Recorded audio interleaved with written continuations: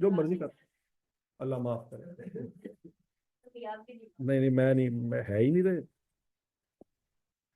अच्छा, अब मेरी गलती है, वेरी गुड, हाँ मेरी गलती है, मैं टीचिंग से आ गया। चंगा भला मैं बाहर किसी मुल्क ਦੇ ਵਿੱਚ बैठा ਹੁੰਦਾ बीच उते ਅੱਜ ਕੋਕ फड़ी ਹੁੰਦੀ ਤੇ जिंदगी इंजॉय कर रहा था, सन बाथ ले रहा होता है, ਇੱਥੇ मैं पता नहीं ਕਿਹੜੇ ਕਿਹੜੇ बाथ ले रहे हैं।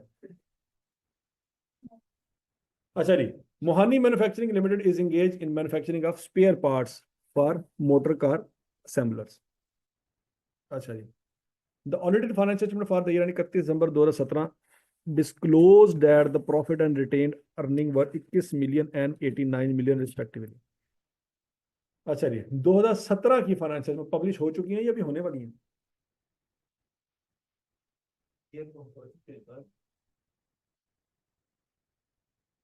2017 की फाइनेंशियल में पब्लिश हो चुकी है, हो चुकी है। तो उसमें प्रॉफिट कितना पब्लिश हो चुका है?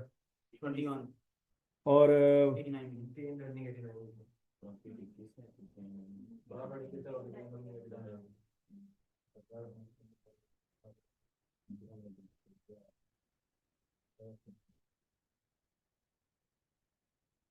ठीक है जी। अब जरा ध्यान से, अब इस 21 मिलियन में गड़बड़ हो सकती है और इसी 89 मिलियन में भी गड़बड़ हो सकती है। 17 का प्रॉफिट कितना है? 17 का प्रॉफिट कितना है? 16 का प्रॉफिट किधर होगा? 17 की रिटेन अर्निंग 16 का प्रॉफिट 17 में होगा? है? नहीं, क्या कह रहा है? रिटेन अर्निंग कौन सी? ओपनिंग ओपनिंग रिटेन अर्निंग में होगा। इसमें होगा कि 89 ओपनिंग रिटेन अर्निंग है। नहीं, पूरे साल ओपनिंग रिटेन अर्निंग अगर मैं कहूँ कि निकालें, निकाल सकते हैं? सोचो, ओपनिंग रिटेन अर्निंग अगर मैं आपसे कहूँ निकालो। हाँ जी, प्रॉफिट माइनस करने करे जरा शाबाश।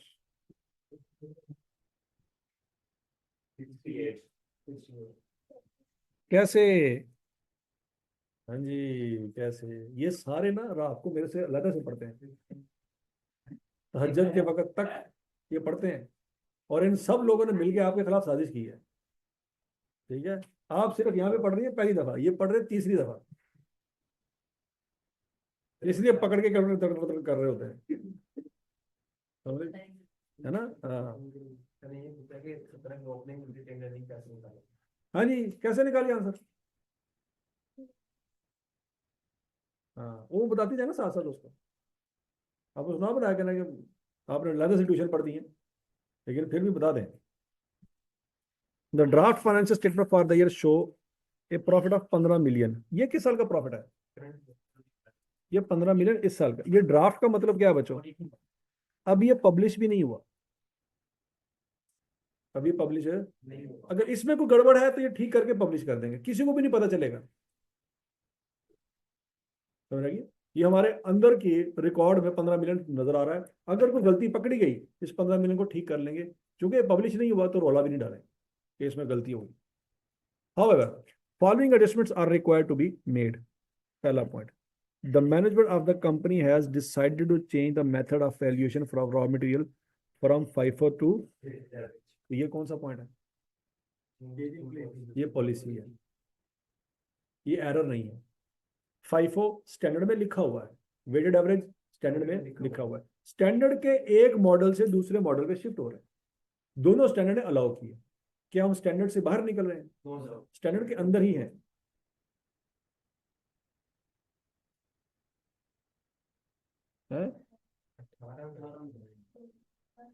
वो देख लेते हैं ना हम, ये देखें सबसे नीचे देखें क्या लिखा हुआ है। हमारा करंट ईयर कौन सा है? 18 में, लेकिन हैज डिसाइडेड, तो क्या ये 16 में चेंज की है? 16 में चेंज की होती तो हैड लिखा होता। इन अंग्रेजी में मेरा ख्याल है, प्रेजेंट परफेक्ट के इम्परफेक्ट, आगे टेंस। वेरी गुड, ठीक है। अब सिचुएशन होने लगी है tense. The value of inventory under each method is as follow. अब बच्चों ये पॉलिसी चेंज हो रही है। क्या चेंज हो रही है? पॉलिसी। पॉलिसी के बारे में अगर क्वेश्चन साइलेंट है तो क्या करेंगे, रिट्रोस्पेक्टिव के प्रोस्पेक्टिव, रिट्रोस्पेक्टिव। by default. अगर तो ये पॉलिसी स्टैंडर्ड चेंज करता तो वो हमें बता देता Yes, sir.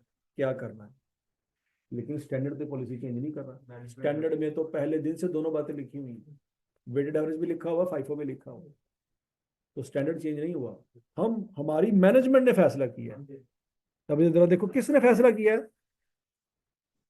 तो ये वॉलंटरी चेंज है, और वॉलंटरी चेंज हमेशा क्या होता है, Retrospective. रिट्रोस्पेक्टिव। इसमें प्रोस्पेक्टिव वाली ऑप्शन नहीं है. नहीं होती। और अच्छा जी, मैनेजमेंट ने किस साल में सोचा, 2018. 2018 में सोचा, लेकिन 18 वाली बातें नहीं होगी, फिर जितना मैक्सिमम पीछे जा सकते हैं उतना पीछे जाएंगे। ठीक है जी। तो वो उसने बताया कि डाटा 16-17 का अवेलेबल है, इसका मतलब है इसके पीछे वाला डाटा अवेलेबल नहीं है, अगर होता तो उसको भी ठीक कर रहे होते। ठीक हो गया जी। अब बच्चों ये जो पॉइंट आने लगा ना बड़ा इंपॉर्टेंट है, अपने ध्यान से फुल फोकस के साथ इस बात को सुनें। हम ऑलरेडी कौन सा मेथड अप्लाई कर रहे थे, 5 किस पे जाने लगे हैं, वेटेड एवरेज पे। अब 5 के मुताबिक ये 37 मिलियन की इन्वेंट्री रिकॉर्ड की होगी हमने। अब क्या रिकॉर्ड करना है, इन्वेंट्री को बढ़ाएंगे या कम करेंगे, कम करेंगे. इन्वेंट्री को कम करेंगे। हमने ऑलरेडी कौन सी इन्वेंट्री रिकॉर्ड की होगी अपनी फाइनेंशियल स्टेटमेंट में, अब क्या करनी है, इन्वेंट्री बढ़ रही है कि कम हो रही है, कितने से, 1.5 मिलियन से। ये बात समझ आ गई, नहीं समझ आई। अच्छा, इन्वेंट्री कम हो रही है तो बच्चों कॉस्ट ऑफ सेल बढ़ जाएगी। सोच सोच तसल्ली से, अगर इन्वेंट्री कम हो रही है तो कॉस्ट ऑफ सेल बढ़ जाएगी, और अगर कॉस्ट ऑफ सेल बढ़ जाएगी तो प्रॉफिट कम हो जाएगा। तो बच्चों इसका मतलब है 1.5 मिलियन से आपके प्रॉफिट में कमी होगी। सोच लो किस साल के प्रॉफिट में कमी होगी, 2016 में आपके प्रॉफिट में कमी होगी। क्या ये बात सबको हजम होगी। अगला पॉइंट, ये जो 2016 का स्टॉक है ये 2017 का क्या होगा, ओपनिंग स्टॉक होगा। इसका मतलब है जब 2017 का ओपनिंग स्टॉक 37 से 35 पे आया होगा तो स्टॉक कम होगा। जब स्टॉक कम होगा तो कॉस्ट ऑफ सेल, तसल्ली से तसल्ली से तसल्ली से, जब आपके स्टॉक की वैल्यू कम होगी तो कॉस्ट ऑफ सेल, आवाज नहीं आई, वो खोते हो, कम हो जाएगी। कैसे, ये अगले साल का कौन सा स्टॉक है, ओपनिंग स्टॉक कम हो रहा है। Opening stock cost of sale में जमा होता है कि माइनस होता है, कॉस्ट ऑफ सेल में प्लस होता है। सोच लो तसल्ली से तसल्ली से, कोई जल्दी नहीं है। तो जब ओपनिंग स्टॉक की वैल्यू कम हो जाएगी तो कॉस्ट ऑफ सेल कम हो जाएगी। नहीं हो सकता, नहीं ना,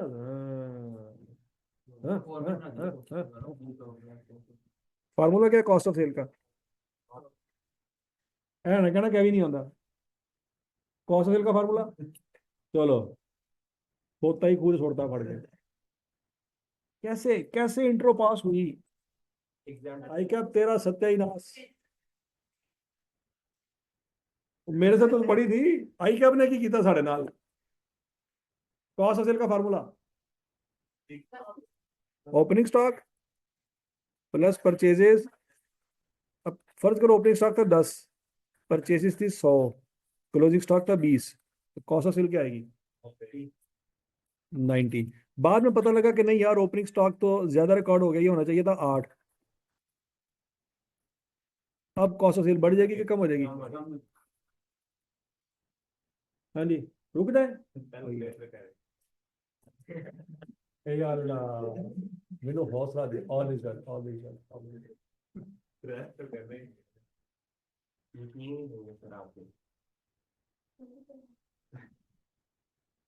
जिन्हें फार्मूले जिंदगी तो पहली बार पढ़ा है कॉस्ट ऑफ सेल का, उन्हें तो जब नहीं कहना रुक जाए। पहले मुनादे हजम कर दे। ठीक है जी।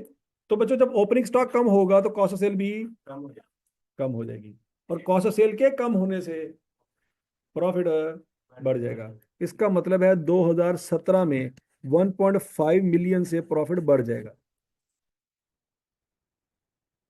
लेकिन 2017 में ये वाला स्टॉक भी तो आना है। ये कौन सा स्टॉक है? Closing stock. ये 17 का कौन सा स्टॉक है? Closing stock. कितना रिकॉर्ड किया था? 42.9 अब कितना करना है? 44.5 बढ़ाना है कि कम करना है? कितने से? 2.2 से 2.2 से। अब ध्यान से, क्लोजिंग स्टॉक बढ़ गया, कॉस्ट ऑफ सेल कम हो जाएगा। कम हो जाएगी, और जब कॉस्ट ऑफ सेल कम हो जाएगी तो तो प्रॉफिट बढ़ जाएगा। इसका मतलब ये हुआ बच्चों कि 2017 में प्रॉफिट 2 दफा बढ़ेगा। क्या? पिछला सारा? मैडम, जो 2016 का क्लोजिंग स्टॉक है वो 2017 का क्या बन जाएगा? ओपनिंग बन जाएगा ना। तो जो स्टॉक पिछले साल गलत था वो अगले साल सही कैसे हो सकता है? वो अगले साल भी गलत हुआ होगा। तो जब पिछले साल के स्टॉक को ठीक कर रहे हैं तो अगले साल को ओपनिंग स्टॉक को हाथ नहीं लगाएंगे? बताई तो है उसने। कितना रिकॉर्ड किया था? अब क्या करना है? कम करना है कि बढ़ाना है? तो वो अगले साल भी तो कम होगा ना।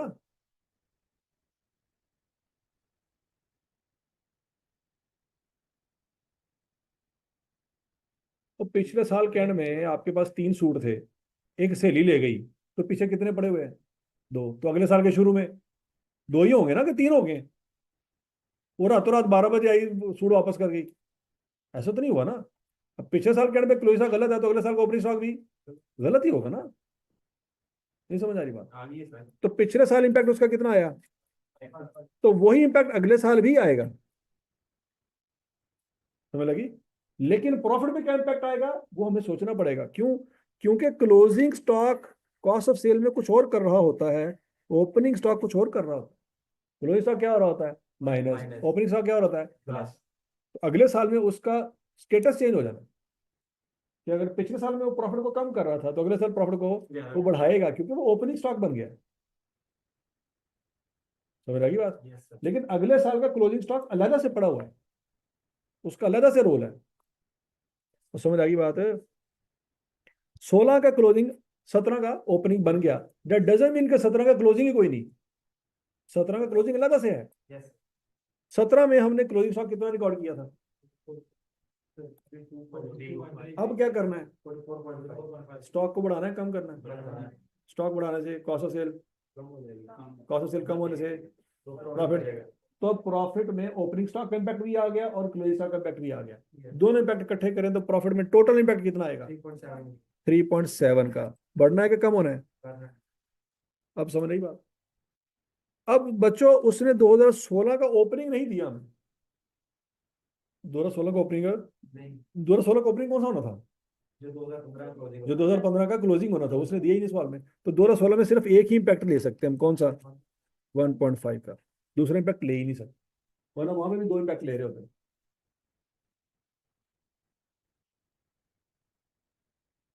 ये लिखा हुआ है जनवरी 1 2016, लिखा हुआ है DECEMBER जनवरी। तो ये 31 तो नहीं लिखा हुआ, ये 1 लिखा हुआ। 3 साइलेंट है। सब तो पहले उन्हें मुंह बंद करना से नोट तारीख लिखी है, लेकिन नहीं सानू नजर ही नहीं आती।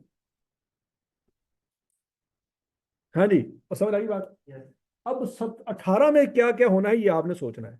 दिमाग जितना हो सकता है इस्तेमाल करें। 18 में आपने मुझे टोटल इंपैक्ट बताना है, प्रॉफिट पे कितना आएगा, ओपनिंग का क्लोजिंग का बिला बिलू।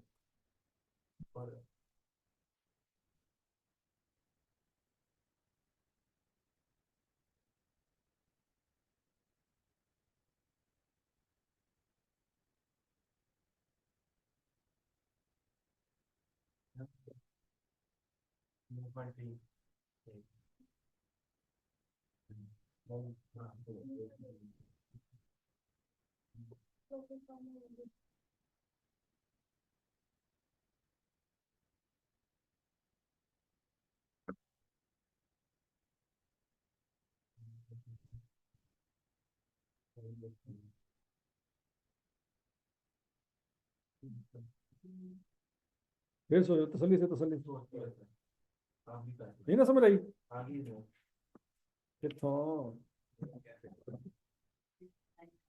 9 आ रहा है, वेरी गुड।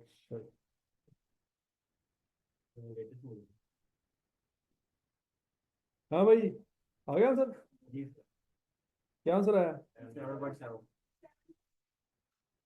सर लेकिन यकीन नहीं आ रहा। कैलकुलेटर पे 0.3 यार।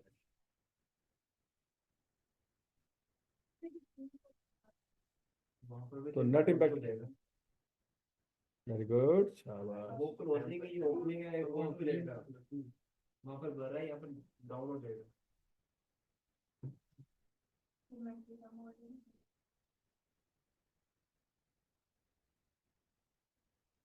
कैसे, कैसे ये चमत्कार कैसे हो रहा है? ये मुझे क्यों नहीं पल्ले पड़ रहा?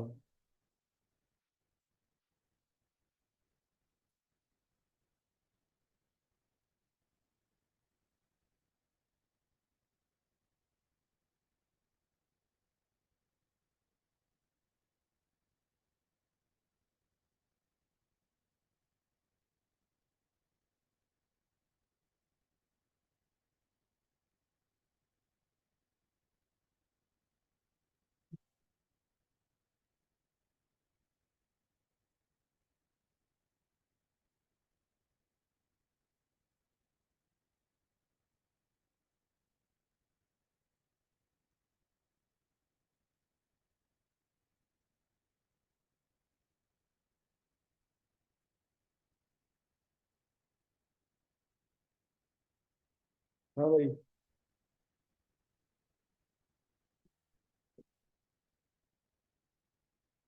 तो समझ आ गई बात है? हो गया मसला हल के नहीं? जी सर हो गया। हाँ जी, बताएं जी। पहले तो ये सोचें, जो पिछले साल का क्लोजिंग स्टॉक था, अगले साल का क्या बन जाएगा? Opening stock. ठीक हो गया? तो अगर पिछले साल में वो प्रॉफिट को बढ़ा रहा था, तो कॉमन सेंस अगले साल प्रॉफिट को क्या करेगा? कम करेगा। सर 50 और 58 एक मिनट, हौसला हौसला हौसला। पिछले साल का जो ओपनिंग स्टॉक है, वो अगले साल ओपनिंग स्टॉक के तौर पे पड़ा होगा। पिछले साल क्लोजिंग तो पड़ा है ना। क्या चीज बची होगी? क्लोजिंग स्टॉक अगले साल गया है, ओपनिंग थोड़ी गया है। Pure box. वो बचपन के कपड़े 2024 में अवेलेबल है? नहीं। पिछले साल के एंड पे जो कपड़े थे वो अगले साल के शुरू में होंगे ना। कि बचपन वाले लंगोट भी जो तू मिट्टी खांदी सी ना, तो मैं देना पूंछ दी सी, संभाल के रखा अम्मी ने? नहीं रखा। कि तू कभी मिट्टी खादी? तू कीड़े खाना ਹੁੰਦਾ ਸੀ? ਨੱਸ ਨੱਸ ਕੇ ਉਹਨਾਂ ਦੇ ਮਗਰ ਜਾਂਦਾ ਹੁੰਦਾ ਸੀ। ਜਿਹੜੇ ਨੁਕਰੇ ਵੜਦੇ ਹੁੰਦੇ ਇਹਨਾਂ ਨੂੰ ਮਗਰ ਮਗਰ, ਪਤਾ ਨਹੀਂ ਉਹ ਬਿੱਲੀ ਘੂਰ ਕੇ ਤੈਨੂੰ ਵੇਚਦੀ ਸੀ ਕਿ ਮੇਰੀ ਖੁਰਾਕ ਤੂੰ ਖਾਣ ਲੱਗਾ। ਨਖਟਵਾ।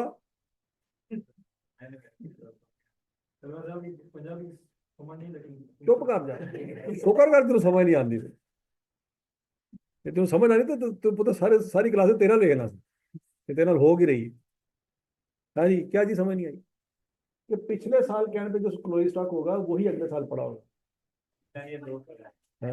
उसके बाद ये जो 4 इस साल का है वो कर जाएगा। हौसला तो कर ले, पहले ओपनिंग स्टॉक तो पहले समझ ले। समझ आ गया? अब इस साल के एंड की बात करते हैं। कितने पे रिकॉर्ड किया स्टॉक? इसको क्या करना है? स्टॉक बढ़ रहा है कि कम हो रहा है? स्टॉक कम हो रहा है।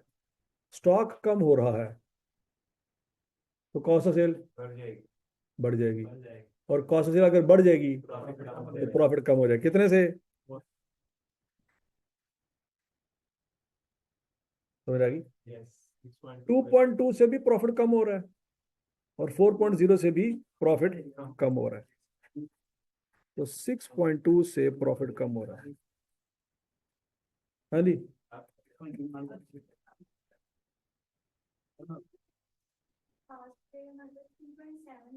3.7 टोटल इम्पैक्ट था 365 दिनों का। वो अगले साल ट्रांसफर नहीं होना। ये 5 साल के एंड पे जो पिछले साल के एंड पे स्टॉक था वो अगले साल गया, सारा कुछ अगले साल नहीं गया, 1.5 क्योंकि ये कंज्यूम हो गया ना ड्यूरिंग द ईयर। ये 365 दिन पुराना स्टॉक है 1.5 का। वो तो 365 दिनों में सेल हो चुका होगा। ये पड़ा हुआ है, ये बचा हुआ है। और समझ आ गई बात है। Yes sir. अब बच्चों, आप जो नन्हे मुन्ने बच्चे हैं ना, उनके लिए बातें कुछ लिखी हुई हैं, जरा पढ़े, ये बात समझ आती है। ठीक सर। यस। ओपनिंग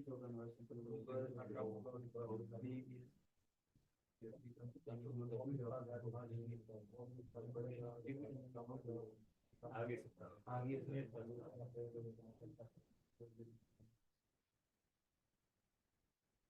हाँ जी।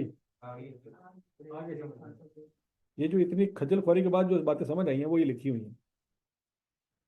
यही पर हाँ, अब यही पढ़ा रहे ये पैसे थे। पढ़ा देते वाह हैं। वाह वाह वाह वाह वाह। मतलब आप समझाते हैं चाइनीज में, हैं? हालांकि मैं उर्दू समझाया थी, अंग्रेजी लिखी। तुम कह रहे हो कि अंग्रेजी सही है, उर्दू नहीं सही। ठीक हो गया जी, ठीक हो गया। वाह वाह वाह वाह वाह वाह, इनकलाब ही आ गया वैसे आज। ये तो इनकलाब ही हो गया आज, तो मैं कहता खीर नहीं होगी। हम्म। लो, वो दोनों भी समझ आ गया। नहीं, अच्छी बात है ना। डेविडेंड नहीं होता। If there is no information of dividend then ignore dividend. वो कहता डिविडेंड नहीं है तो तुम यह नहीं सोचना कि शायद 15,000 होंगे। नहीं नहीं नहीं नहीं, 20,000 होंगे। वो कहता नहीं है तो जीरो। बात खत्म। ठीक हो गया जी। अच्छा, ये बात हमने स्टेटमेंट ऑफ चेंज इक्विटी के टॉपिक में पढ़ी थी कि अगर पिछले साल का डाटा दे दिया जाए तो आप पिछले साल की रिटेन अर्निंग बनाएंगे। ठीक है ना। एरर समझ आ गया थी। सॉरी, अभी पॉलिसी की बात हो रही थी। किसकी बात हो रही थी? पॉलिसी की बात। और पॉलिसी समझ आ गई है, किस साल में कितना चेंज आना है, ये क्लियर हो गया। यस। पॉलिसी वाला पॉइंट क्लियर हो गया। अब है जी पॉइंट नंबर 2। हाँ जी। सपोज ना ये आपकी भी सब दे रही है में रहेगा बाद में। हम्म। अच्छा जी, इन 2017 the company purchase a plant for 100 million. किस साल प्लांट लिया? 2017 में। हमारा साल कौन सा है? 2018। तो पिछले साल की बात हो रही है, ऐसी है। Depreciation on plant was recorded at 25 million instead of 10 million. पिछले साल कितनी डेप्रिसिएशन चार्ज की? 25 कितनी होनी चाहिए थी? क्या एक्सपेंस ज्यादा रिकॉर्ड हुआ? यस। एक्सपेंस ज्यादा रिकॉर्ड होने से क्या हुआ? प्रॉफिट कम हुआ। कितना कम हुआ? 15 का प्रॉफिट कम हुआ। अब क्या करें? 15 से प्रॉफिट को कम कर दें, बढ़ा दें। ये बात समझ आ गई। This error was discovered after the publication of the financial statement for the year ended 31 दिसंबर 2000। वो कहता पब्लिश हो गई थी।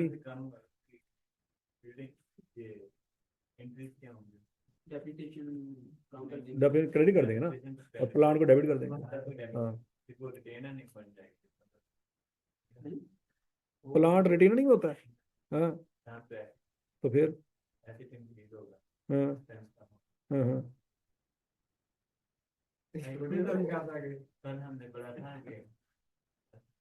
वो अल्टीमेटली रिटेन में चला। हौसला हौसला हौसला। The error is considered to be material. अच्छा, ये वाली बात आएगी आपने क्यों लिखी है, इसके पीछे बड़ी फनी किस्म की दास्तान है। नहीं, ठीक है जी। हम स्टैंडर्ड में लिखा हुआ कि अगर इमेटीरियल गलतियां होती है ना, तो उसको ठीक करने की जरूरत है। एक बच्चा पेपर में लिख के आ गया, I consider this error to be immaterial, that's why no adjustment. Paper से लेके आ गया सी कि भाई ये इमेटीरियल मसला है, ये इतना बड़ा मसला ही नहीं है, तो लिहाजा इसके एडजस्टमेंट की जरूरत नहीं है। तो फिर आई क्या, अपने पेपरों में उसने लिखना शुरू कर दिया कि अल्लाह का वास्ता ही ऐप मटीरियल है। 10 का नंबर मेरे थे। ठीक है जी। तो नंबर तो नहीं लभे, उन्होंने और बहुत कुछ लभ गया सी। ठीक है जी। ऐसे ऐसे लेजेंड्स भी हैं जो स्टैंडर्ड की कोई बारीकियां ढूंढ लेते हैं अपने लिए।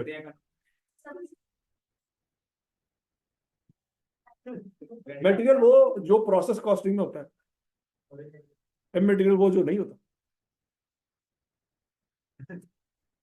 तो समझ लगी बात। मतलब वो बच्चे ने कहा कि भाईजान देखें, स्टैंडर्ड में लिखा हुआ है कि जो इमेटीरियल गलतियां होती हैं ना उसको ठीक करने की जरूरत है। ये मेरे नजदीक इमेटीरियल है, लिहाजा इसको ठीक करने की जरूरत है। बराए मेहरबानी मुझे पूरे नंबर दिए जाए। ठीक है जी बरल। अब बच्चों किस साल के प्रॉफिट में गलती हुई है?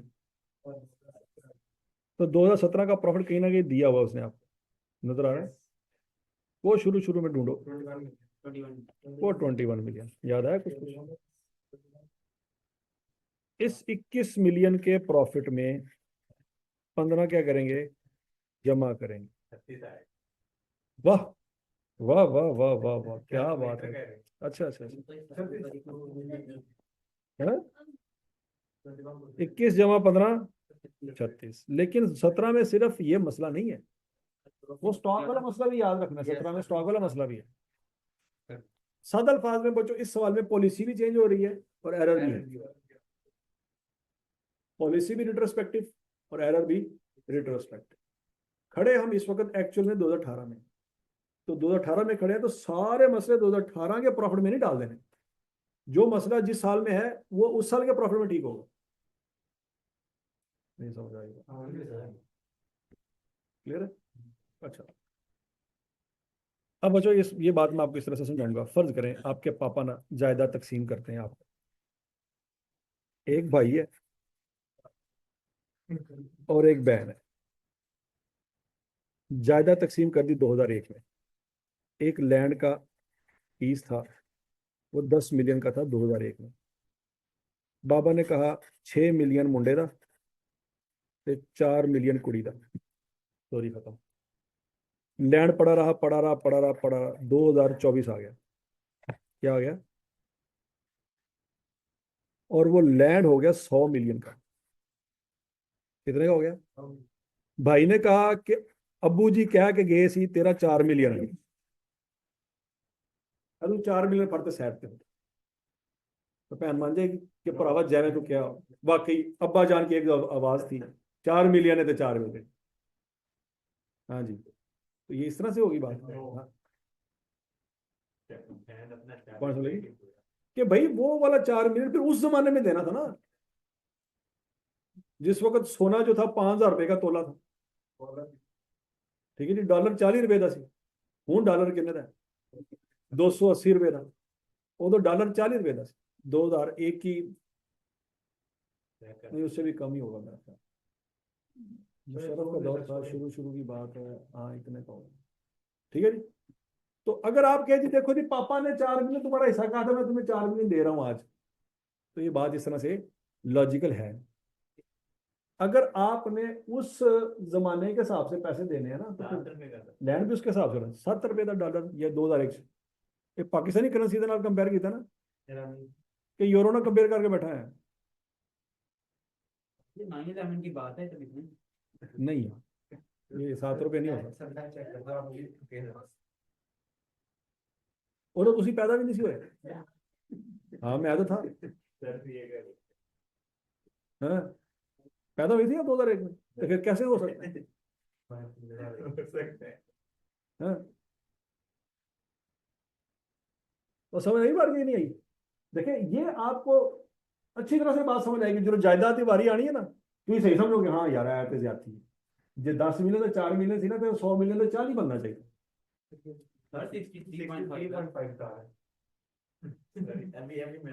पादे पादे गूगल रील कर दे, करते करते गूगल। पीकेआर से कंपेयर करना। हाँ, वीपीएन लाया होना तू। वो तुमने 2001 पाकिस्तानी रुपीस इक्वल जो कर दी। आहो मैंने 2000 प्राइसिंग 2001 और नहीं 2001 नहीं तो कंपेयर टू पीकेआर करना। शाबाश शाबाश, ये हालात हुए फिर, है ना? 6.5 आ गए। $7 2001 के बन रहे हैं। 2001 साल लिखा है कि 2001 रुपये लिखा है? हाँ, उसकी गलती है। नहीं, 2001 रुपये। हाँ, 60। हाँ, 60 रुपए का था बराबर।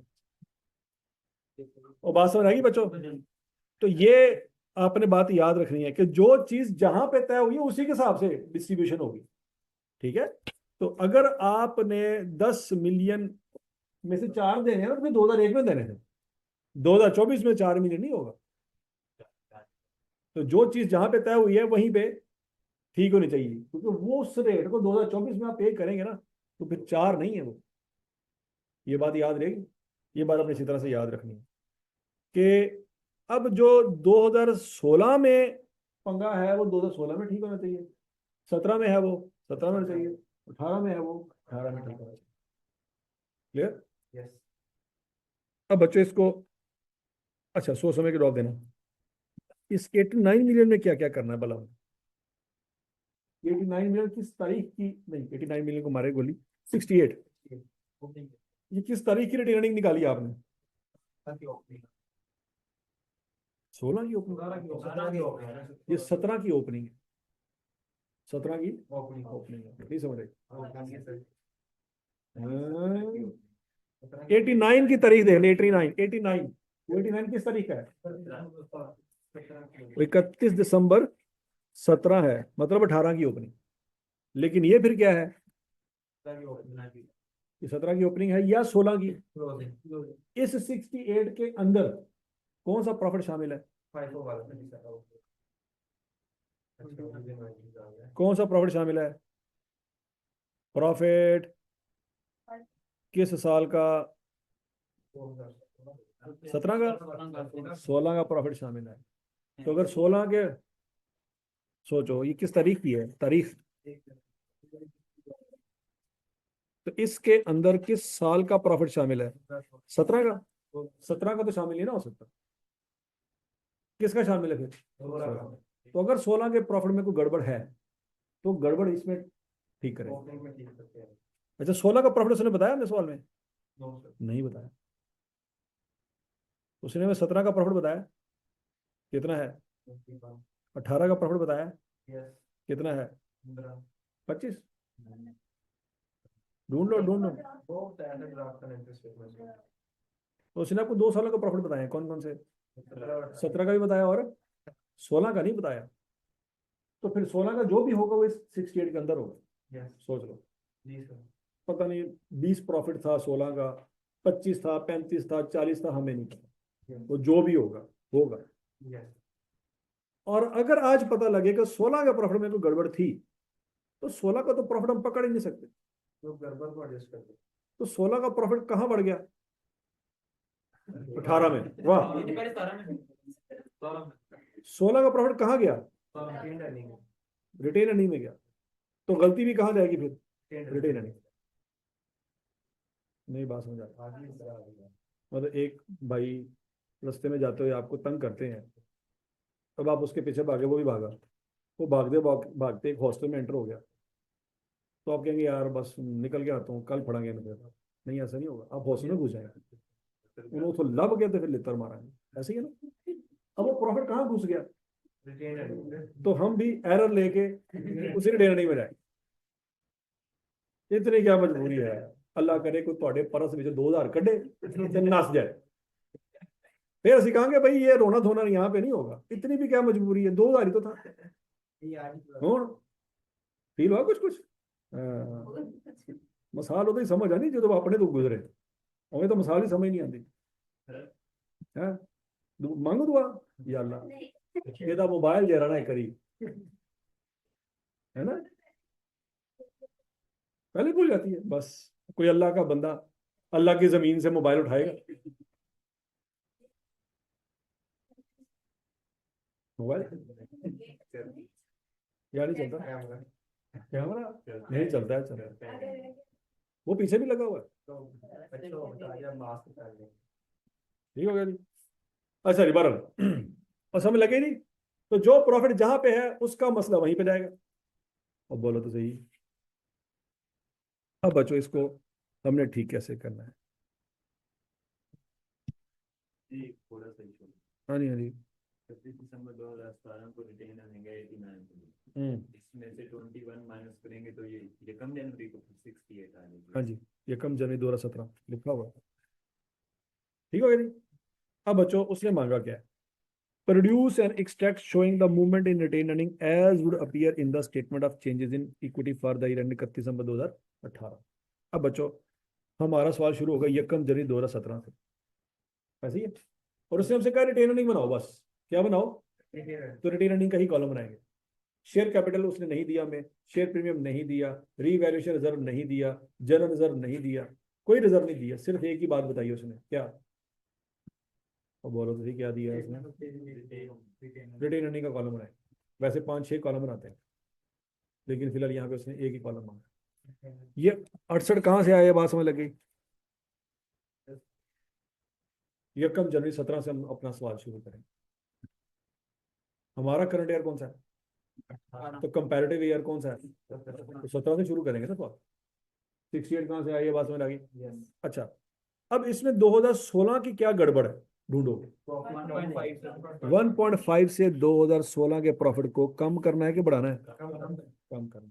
और ये जो हमसे एरर हुआ था सर 16 में हुआ था, वो डेप्रिसिएशन वाला, वो 17 में हुआ था, 16 में डेप्रिसिएशन का कोई पंगा नहीं। तो बच्चों अब हम यहाँ पे लिखेंगे effect of change in policy 1.5।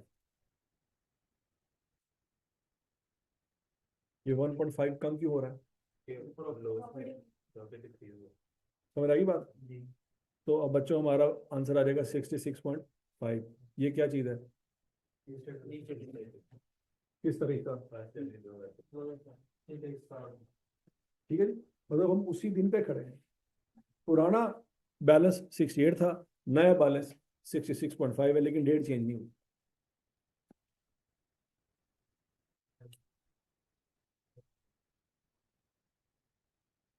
Clear है सबको। अच्छा जी, अब हम कहाँ पे आ गए बच्चों, 17 में आ गए। 17 का प्रॉफिट हमें उसने सवाल में दिया हुआ है, ये 21 मिलियन। अब इस 17 में 2-3 पंगे हैं। पहला पंगा, एक तो वो पॉलिसी वर्क की वजह से, दूसरा डेप्रिसिएशन की वजह से। पॉलिसी की वजह से प्रॉफिट में इजाफा होगा कि कमी होगी, और डेप्रिसिएशन की वजह से, तो बच्चों 2 इजाफे होने हैं इसी, एक 15 का इजाफा होना है और एक 3.7 का इजाफा होना है। तो ये बात समझ आइए, नहीं समझ आई। तो बच्चों यहाँ पे लिखेंगे प्रॉफिट फॉर द ईयर 2017 39.7, और इसके साथ लफ्ज लिखेंगे रीस्टेटेड। क्लियर है। तो बच्चों 31 दिसंबर 17 का बैलेंस निकल आएगा, 106.2 निकल आएगा।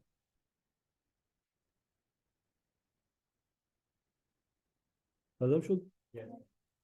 अब अगला पॉइंट, क्या उसने में 18 का प्रॉफिट दिया हुआ है, कितना दिया हुआ है, 15। 18 में क्या गड़बड़ है, कितना प्रॉफिट कम हो रहा है, 6 पॉइंट,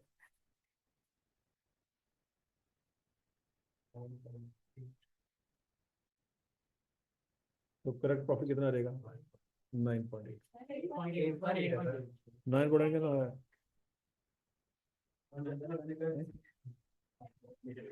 हाँ? ये लिखा सवाल है।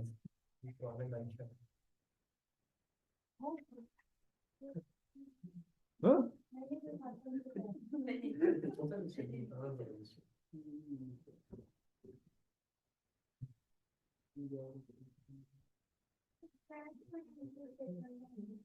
क्या ड्राफ्ट,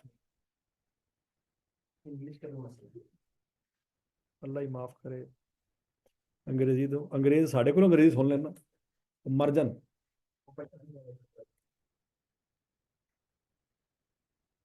हाँ जी बच्चों, 2018 का प्रॉफिट कितना है,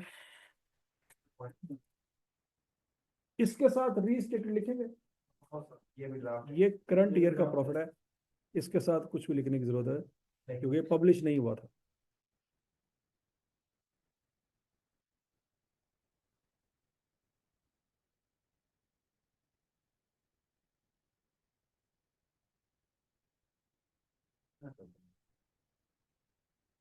है ना, इतना आसान था।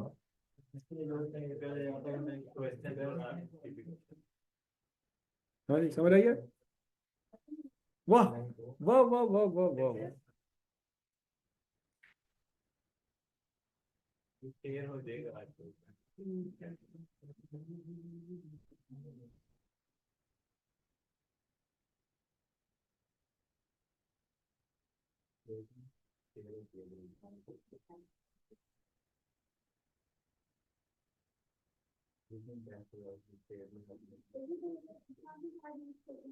वाह वाह वाह वाह वाह, क्या सवाल है आपका। नहीं, करंट ईयर का नहीं है, वो पब्लिश नहीं हुआ, किसी को पता नहीं कि गलती हुई।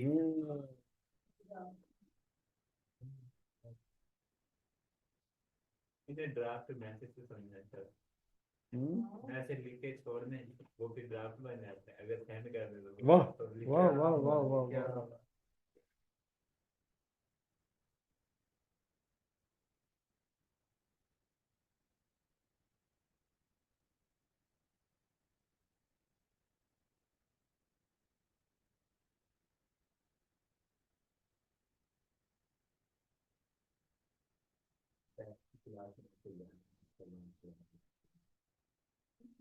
एकदम 11 से 7 रखेंगे सर, नेक्स्ट वीक सर, इस संडे वाले दिन ना रिवीजन करनी होती है। अच्छा, संडे वाले दिन रिवीजन करनी होती है। सर वो हमारा हाँ हाँ। देखा ना, 2 स्टैंडर्ड हो गए हैं, नेक्स्ट संडे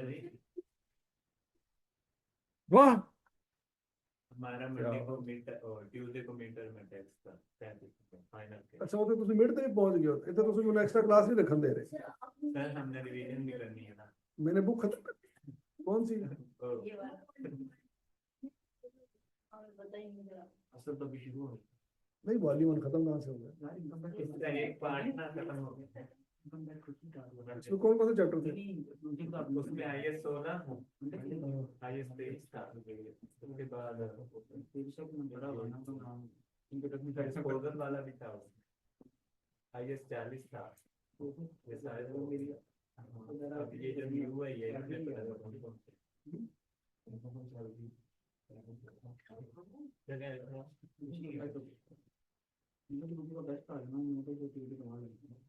टेस्ट की वजह स्टार्ट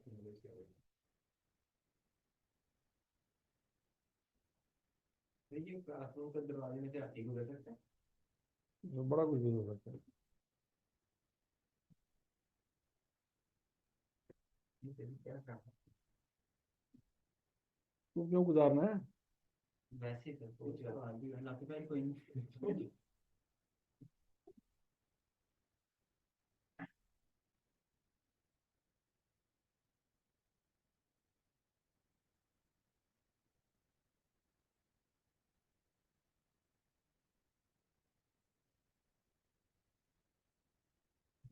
प्रैक्टिकल क्लास लेनी नहीं आना? नहीं, हमारी वो ऑनलाइन ऑनलाइन होती है? ऑनलाइन होती है? जूम पे है और सर। नहीं सर, फिजिकल फिर होती तो है, टेंशन ही 5 नहीं। बजे फिजिकल होते हैं, बाकी दे रहे कल पिज्जा चलेगा, फिर ना क्या? ऐसे ही खा लेंगे। पिज्जा नहीं, जिंदगी में बहुत मुश्किल से फ्री पिज्जा मिलता है। पक्का? चलो ठीक पिज्जा है। खाने आ जाएंगे बाकी। वाह।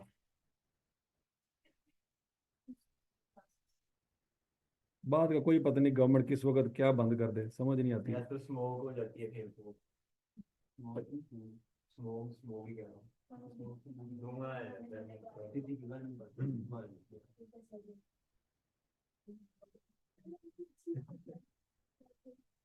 क्या अच्छी बात है।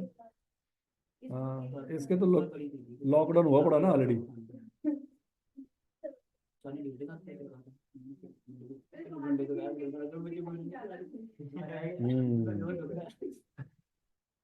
सही बात है, सही बात इस संडे का ना करते जी, गाने करे थे संडे, है।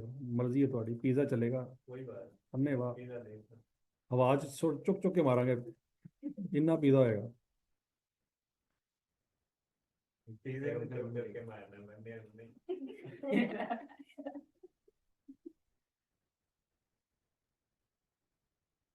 हाँ जी, लिख लिया जी। अच्छा बच्चों, ये तो मैंने आपको यहाँ पे वैसे समझाया था, ये वाली जो कैलकुलेशन है आपको समझाई है, लेकिन पेपर में आपने बच्चों ऐसे प्रेजेंटेशन देनी है, effect of change in policy. कल मैंने आपको समझाया था वो ईयर वाइज और कॉलम वाइज याद है, ये आपने वर्किंग कर लेनी है यहाँ पे, ये वर्किंग नोट कर लें शाबाश। वैसे तो मैंने आपको समझा दिया, लेकिन अब पेपर में प्रेजेंटेशन आपने इस तरह से देनी।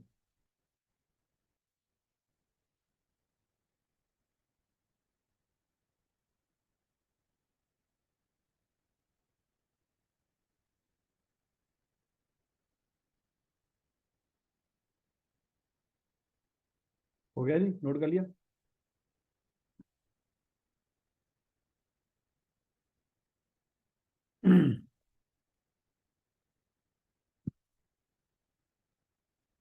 अच्छा जी, दूसरा, एसोसिएट के एक्सट्रैक्ट उसने नहीं मांगे, कल वाले सवाल में तो मांगे थे ना, हमने बना दिए थे। यहाँ पे उसने नहीं मांगे, तो वो भी आप लिख लें। अगर वो मांग लेता तो ऐसे बना रहे होते हैं।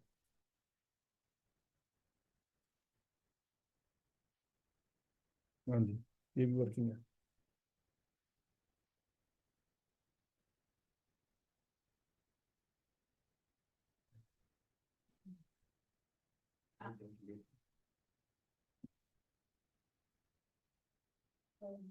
नोट कर लिया जी। अच्छा जी, ये सवाल था जिसमें बच्चों ने दो चीजें सीखी हैं, क्या क्या? पॉलिसी भी सीखी है, और अगर एरर आ जाए तो वो भी सीख ली।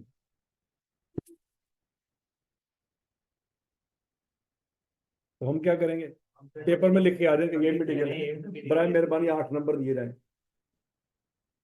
ठीक है जी, तो वो आपके आंसर शीट में भी लिखेंगे कि ये आंसर भी इमटेरियल है, हमें कोई मटेरियल आंसर मिला नहीं जिसके हम नंबर लगाएं, तो चंगे रहोगे। हाँ जी, अगर पिछले साल दिया होगा सवाल में तो बच्चों इसका मतलब क्या होगा भला, कि कंपैरेटिव फिगर बनानी। Subsequent to preparation of the draft financial statement, बच्चों ड्राफ्ट ये है, ये तो पब्लिश हो चुकी है। ड्राफ्ट होती है हमेशा करंट ईयर की, पिछले साल को कभी भी ड्राफ्ट नहीं कहते, वो तो पब्लिश हो चुकी होती है, उसमें जो कुछ होना होता है हो चुका होता है। An error has been deducted in the financial statement for the year ended 30 June 2012 whereby the accounting depreciation on assembly plant was mistakenly accounted for as 21.8 million instead of 12.8 million। अच्छा ध्यान से, ये गलती कब हुई? पिछले साल के इस साल? साल के एंड पिछले साल गलती हुई, इस साल गलती हुई। ध्यान से शाबाश।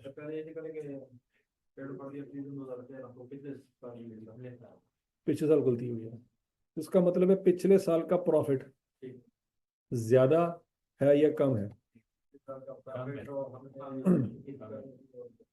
ध्यान से पढ़ लें, ध्यान से।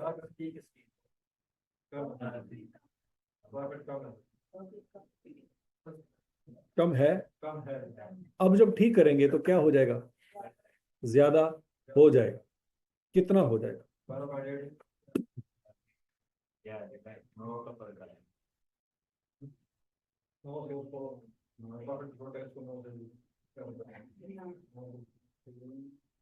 हाँ जी शाबाश,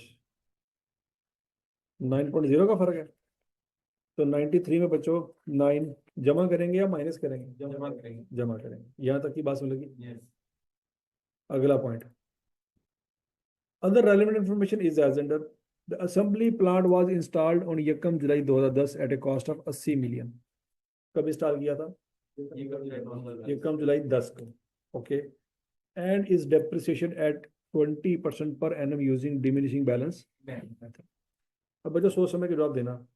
1 जुलाई 10 से लेके 1 जुलाई 10 में एक प्लांट लिया था, कितने का लिया था? 80 का। तो बच्चों 10 से लेकर 11 तक डेप्रिसिएशन आई होगी उसकी, कितनी आई होगी? 16 आई होगी, सोच लो। ये 16 कैसे आई?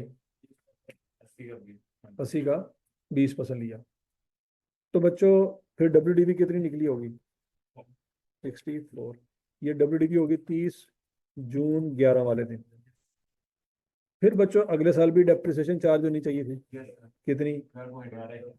12.8 होनी चाहिए थी, लेकिन हमने कितनी कर दी? 21.8 कर दी।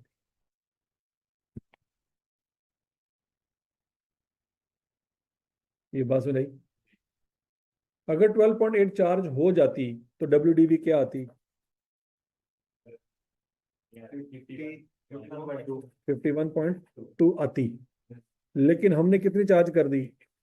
21.8 चार्ज कर दी, तो फिर हमारी WDV भी गलत होगी, 42.2 होगी इस वक्त। यहाँ तक की बात समझ लगी? फिर इस साल की डेप्रिसिएशन चार्ज हुई होगी ना? कितनी?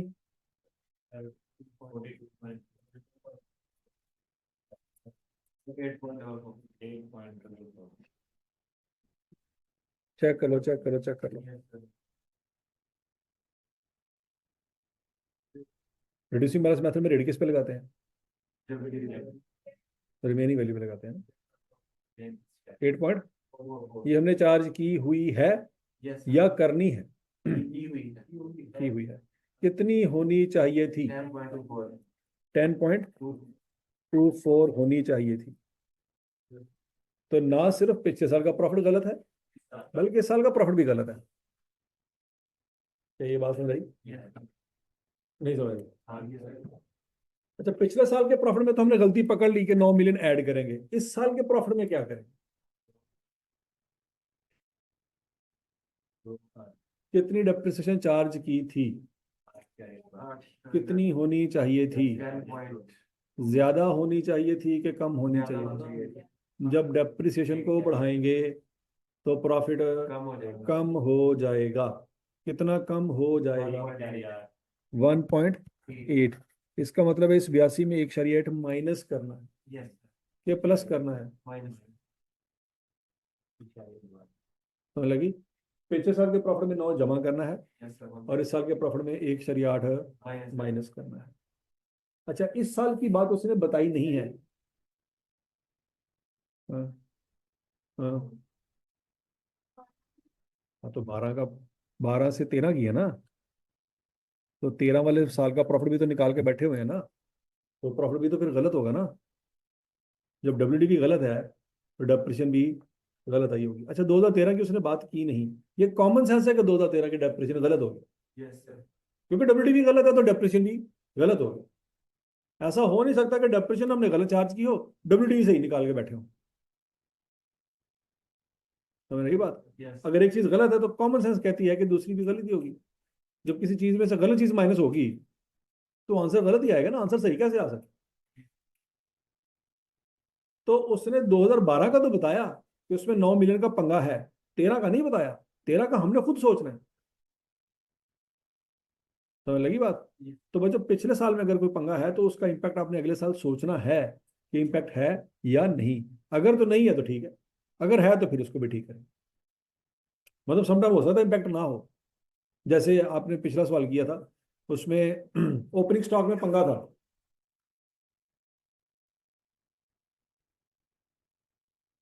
ठीक है, ओपनिंग स्टॉक में पंगा था। लेकिन अगले साल जब चले गए तो अगले साल उस पिछले साल के ओपनिंग स्टॉक को नहीं लेके गए, सिर्फ क्लोजिंग स्टॉक को लेके गए। ओपनिंग स्टॉक पीछे रह गए।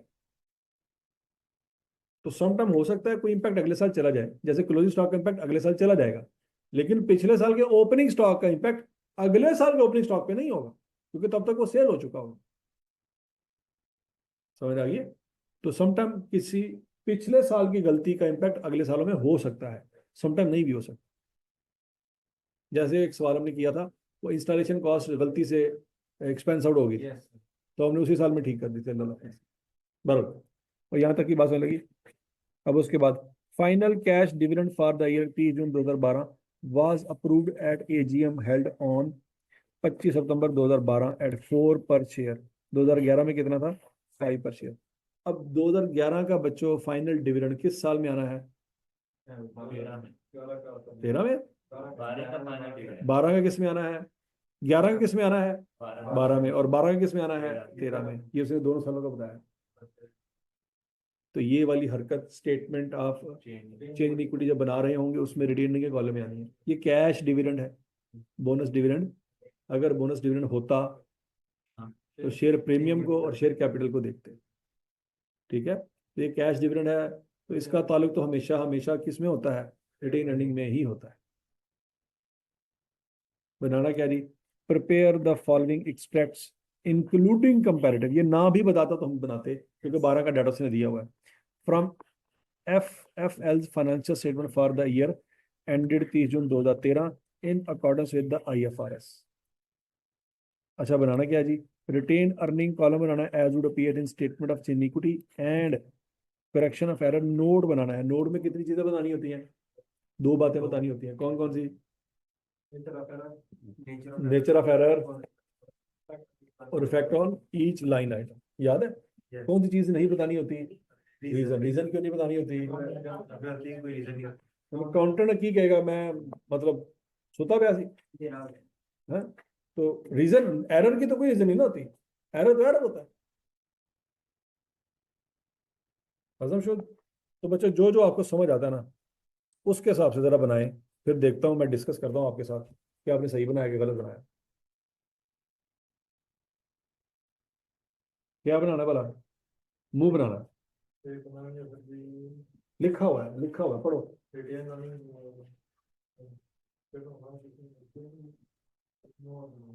हाँ।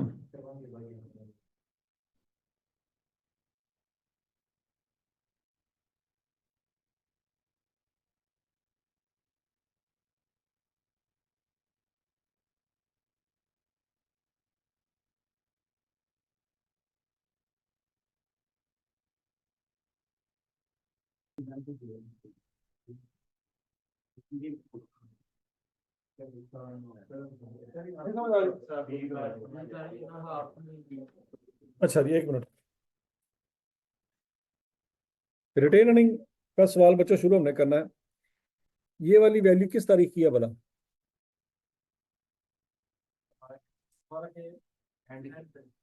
एंड पे ऐसी है।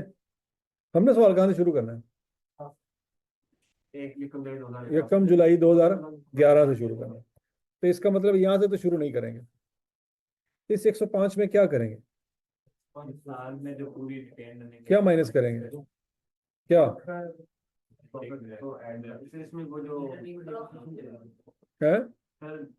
डिविडेंड। देखो, आपको मैंने जब रीवैल्यूएशन का टॉपिक पढ़ाया था ना, तो मैंने आपको रिटेन अर्निंग का फॉर्मूला बताया था, याद है? ओपनिंग रिटेन अर्निंग प्लस इसमें क्या ऐड किया करते थे? Bad debts, depreciation. चलो जल्दी दसो फिर, जल्दी बताओ। रीवैल्यूएशन के टॉपिक में मैंने आपको रिटेन अर्निंग का पूरा फॉर्मूला पढ़ाया था, बताया तो था, लेकिन क्या जमा करना क्या माइनस करना ये नहीं पता। निकालो निकालो, शाबाश। खुद ढूंढो, मैंने नहीं बताना, क्योंकि वो चीज़ जो मैंने पढ़ाई है और महीना भी नहीं हुआ पढ़ाए हुए, वो आप भूल गए हो, तो पेपर तक कैसे याद रखो?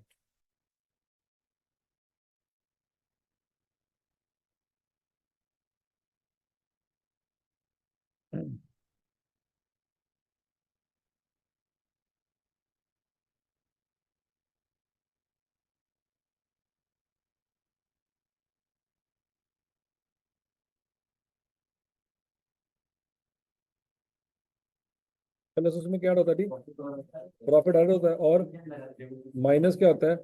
डिविडेंड होता है। तो क्या निकल आता है? ठीक, क्लोजिंग रिटेन अर्निंग निकल आती है। उसने आपको क्लोजिंग दी हुई है और आपने ओपनिंग तक पहुंचना है। दो चीजें आपको पता नहीं चाहिए, प्रॉफिट कितना, डिविडेंड कितना है। प्रॉफिट कितना है? Profit sir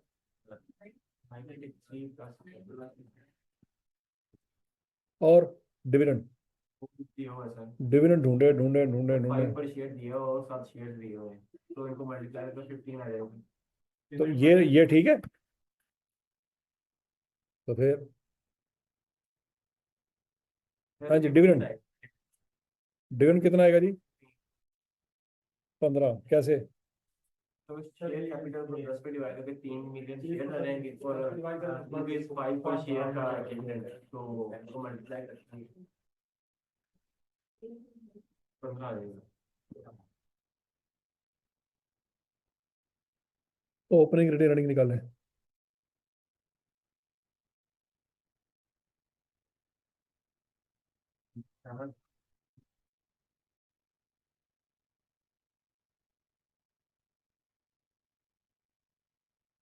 opening retain earning कितनी आएगी बच्चों? 27। आपका सवाल शुरू होगा 27 से। क्या समझ नहीं आई? ओए मैंने समझा 27 क्या जाए।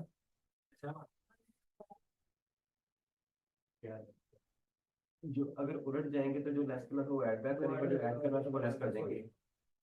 तो 27 को भी बोल जाएगा वहीं पॉइंट से 15 ऐड करो 93 लेस कर दो। कर ना हवा से गल ना कर कर। हो गया। हो गया है, अरे 2 मिनट पहले समझ नहीं आई, हूँ हो गया है।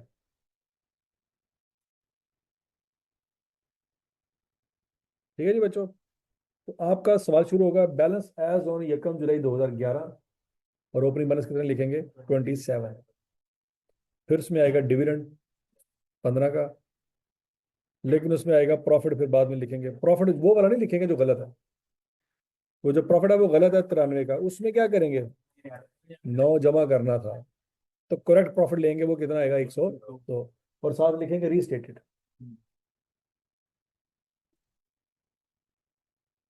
क्या 9 मिलियन?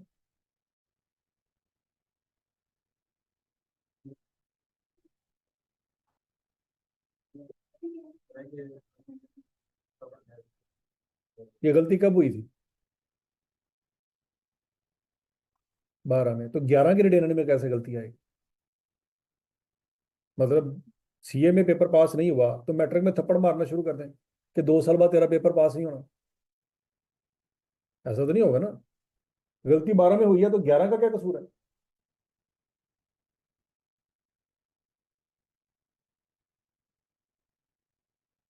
समझ आ गई थी? तो बैलेंस एज ऑन 30 जून 2012 आ जाएगा 114, और ये रीस्टेटेड है। ठीक हो गया। फिर बच्चों 12 का जो डिविडेंड है वो 13 में माइनस होगा। 12 का डिविडेंड कितना है 4 पर शेयर, तो कितना बन जाएगा 12 बन जाएगा।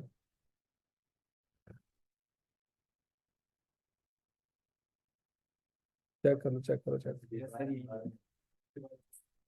30 डिवाइडेड बाय 10 मल्टीप्लाई बाय 4, यहाँ पे क्या देगा 30 डिवाइडेड बाय 10 मल्टीप्लाई बाय 5। ठीक हो गया। और जो 2013 का प्रॉफिट उसने सवाल में दिया हुआ है 82, ये गलत है। इसमें क्या होगा 1.8 माइनस होगा, तो करेक्ट प्रॉफिट कितना आएगा 80.2, वो लिखेंगे।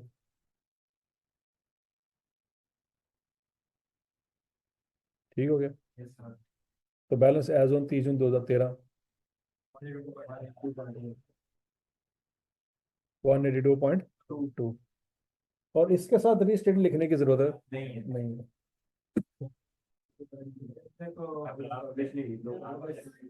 हम्म।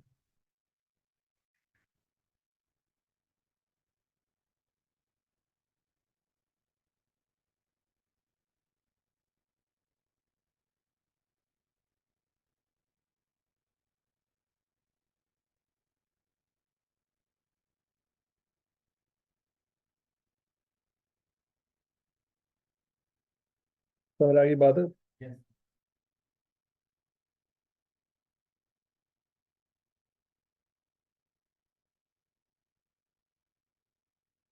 पार्ट ए सबको क्लियर है बच्चों?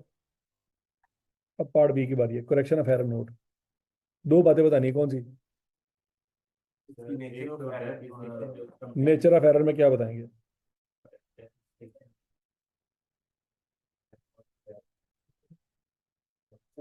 हम बताएंगे ड्यूरिंग 2000, किस साल में गलती हुई है? During the year ended 30 June 2012, depreciation was incorrectly recorded as 21.8 million instead of 12.8 million। ये यही जो लिखा हुआ ना, यही लाइन वहां पे लिख देंगे। ठीक हो गया। ये तो होगी नेचर ऑफ एरर। अच्छा, अब आगे क्या लिखना है? Effect. Effect on each line item. इस एरर का कहाँ कहाँ पे इफेक्ट आएगा बच्चों? प्रॉफिट पे आएगा, और रिटेन अर्निंग पे आएगा, और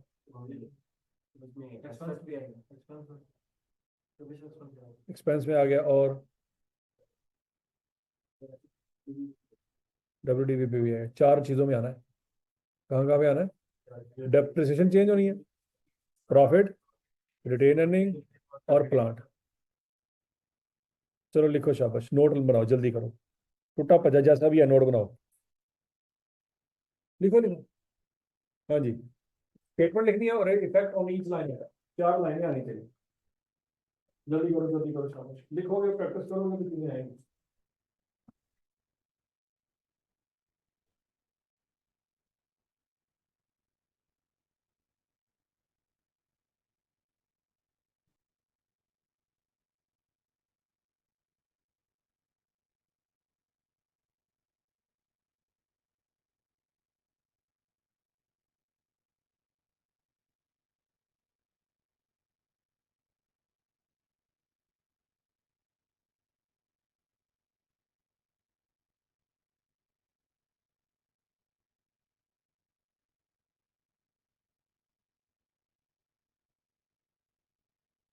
हाँ जी लिखा जी?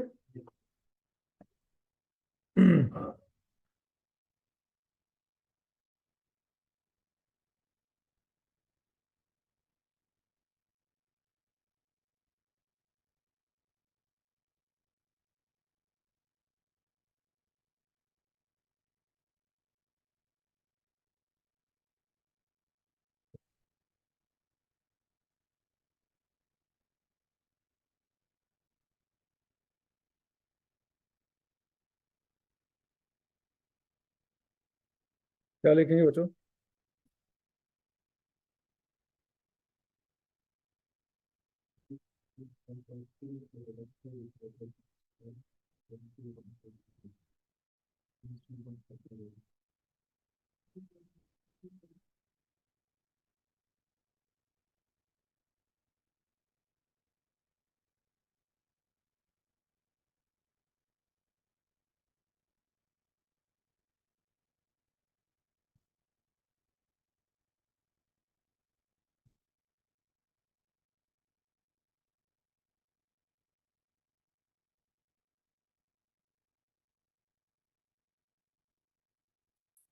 अच्छा जी, यहाँ पे लिखेंगे जी बच्चों,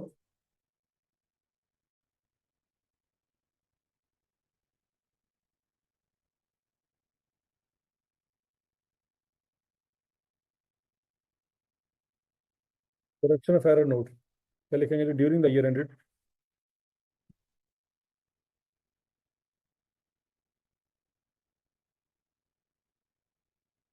30 जून 2012। क्या लिखेंगे बोला?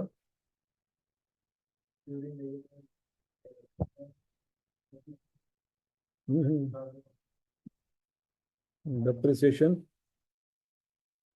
expense was mistakenly,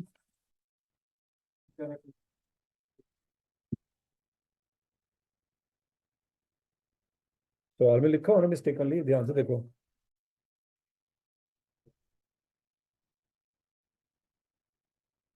was mistakenly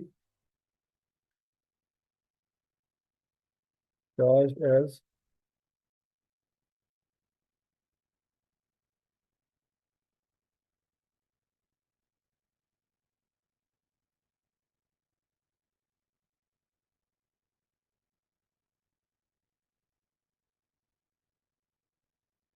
effect of this error is as follow। ठीक है जी।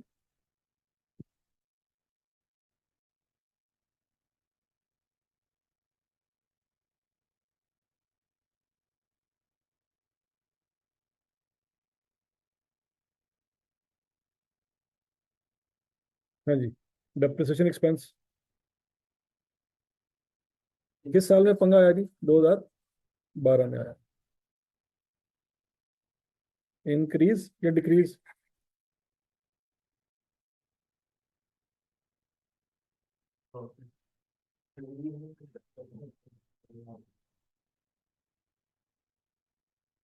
पढ़ लो शाबाश।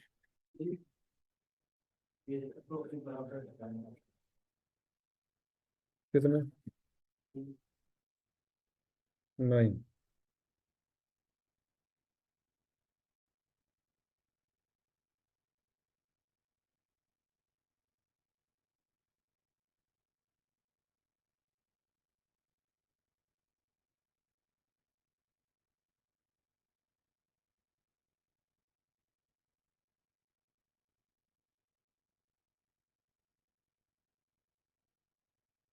ठीक है जी। और उसके बाद क्या आएगा जी? Decrease in increase in plant, no.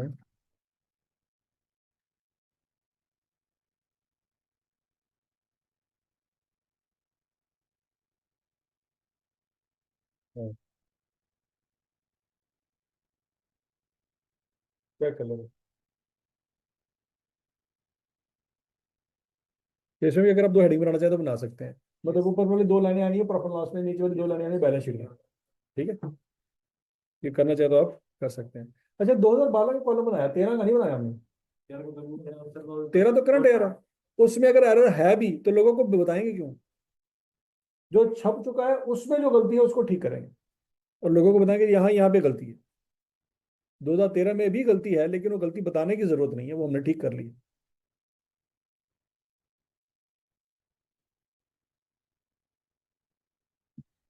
ठीक है जी।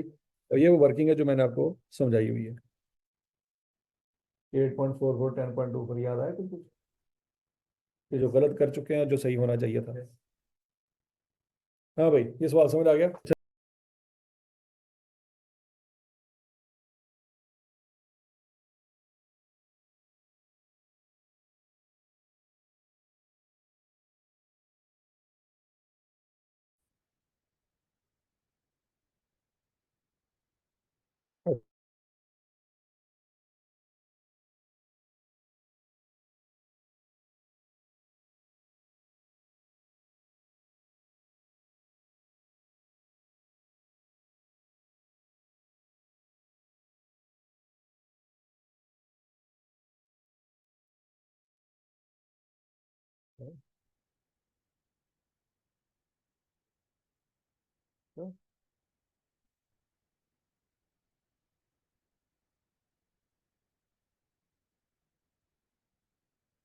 स्क्रीन शेयर नहीं हुई थी पहले, वैसे आवाज आ रही थी।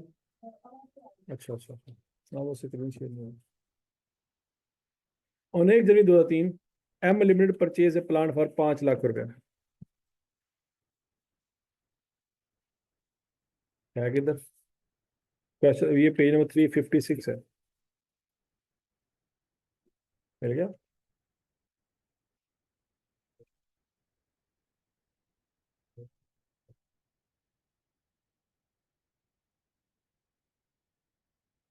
नहीं मिला। अनेक जनी 2003 M limited purchase a plant for 5 lakh रुपया।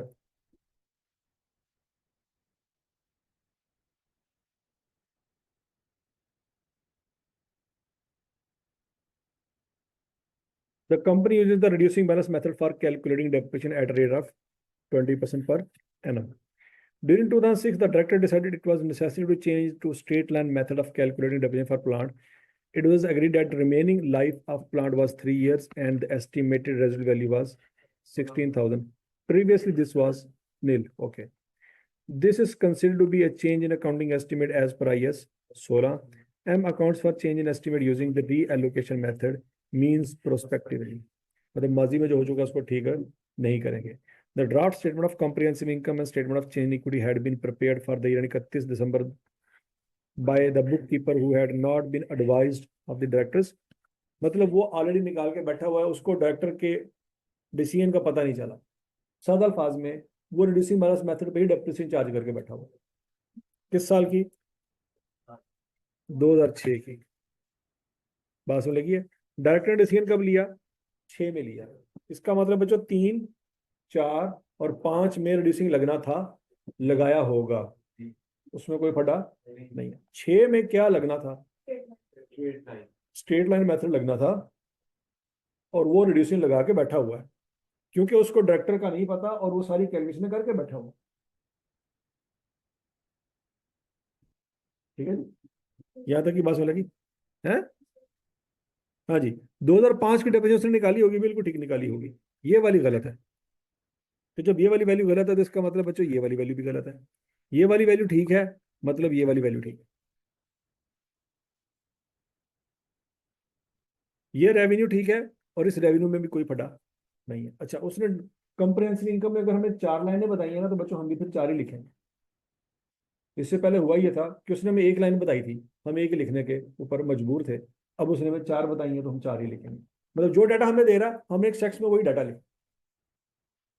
समझ रहा है कि? अच्छा, उसने हमें कॉस्ट ऑफ सेल नहीं दी, हम नहीं लिख सकते। उसने हमें ग्रॉस प्रॉफिट नहीं बताया, हम नहीं लिख सकते।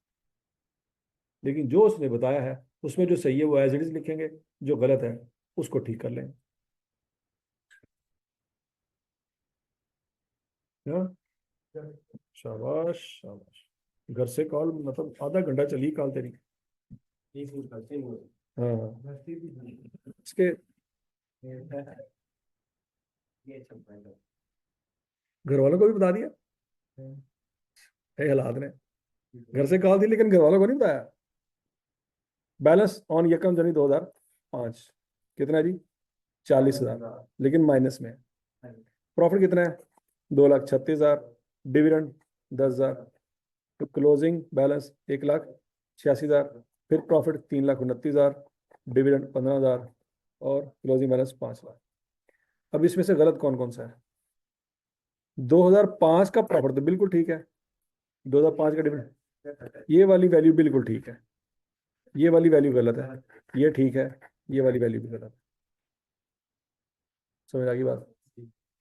Prepare the statement of comprehensive income extracts and relevant extracts from the statement of change in equity for FM Limited for the year 31 December 2006 in compliance with IFRS. Notes to the financial statement related to change in equity estimates. Comparatives are required. आसान है? बस ये तो आसान है, ये तो हम कर नहीं लेंगे आप?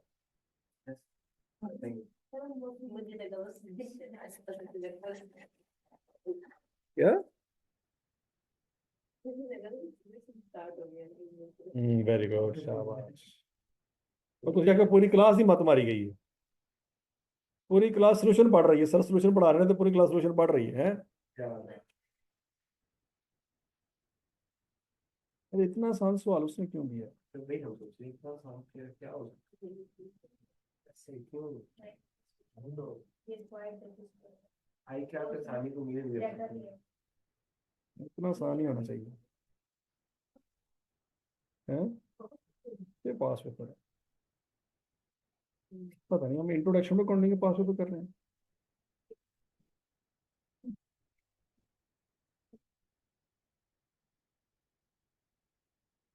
लो जी, अब हम करते हैं जी लेटेस्ट सवाल। नहीं नहीं, ये आसान ही आपने घर से करना है। Family video. पफर लिमिटेड सवाल आया था, कब आया था? मार्च 23 में आया होगा, ट्राई करते हैं। पफर लिमिटेड देखे जरा, बुक में है सवाल।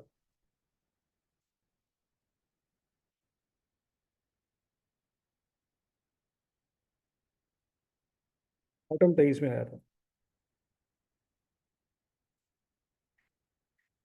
कितने नंबर का आया था जी? 9 मार्क्स का।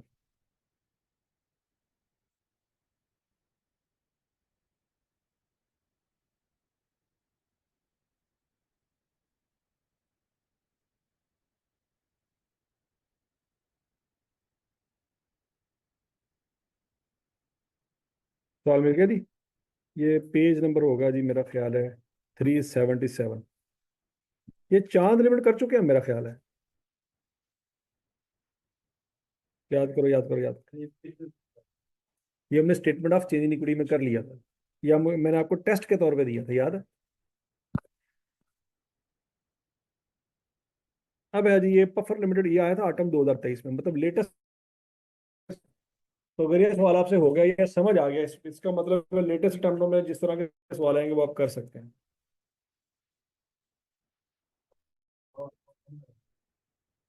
हम्म।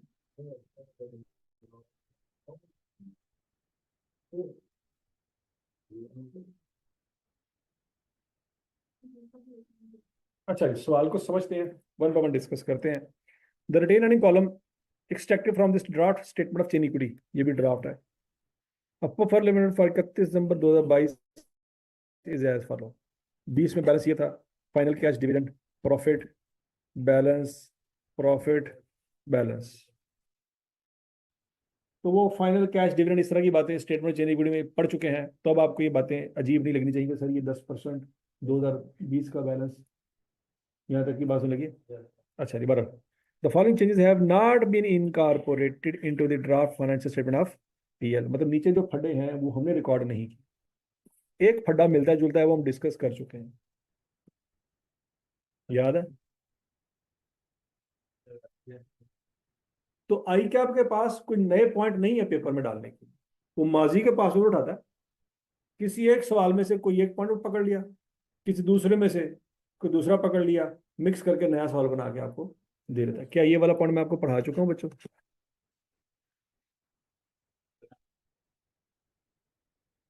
तीन, तीन चैनल वो मिक्स करता है मैक्सिमम, अभी तक तो तीन की है। अब आपकी अगर किस्मत माड़ी हो तो चार भी हो सकती है, किस्मत के ऊपर भी डिपेंड करता है।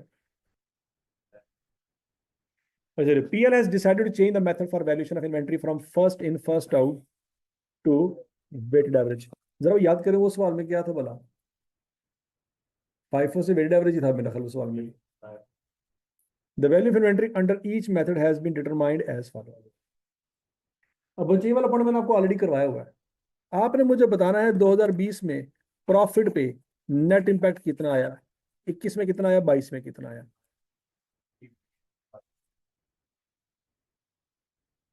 शाबाश, अपनी अपनी कैलकुलेशन कर लें। ये सवाल मैं, ये पॉइंट मैं इसलिए आपको दे रहा हूँ क्योंकि मैंने आपको करवाया हुआ है, ये आपसे ठीक होना चाहिए। कर लो जरा।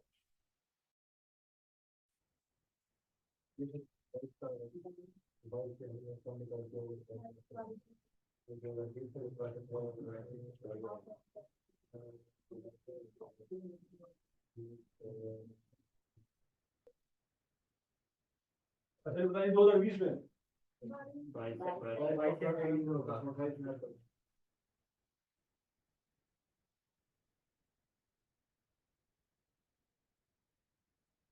2020 में सिर्फ क्लोजिंग स्टॉक का फंडा है, ऐसे ही है?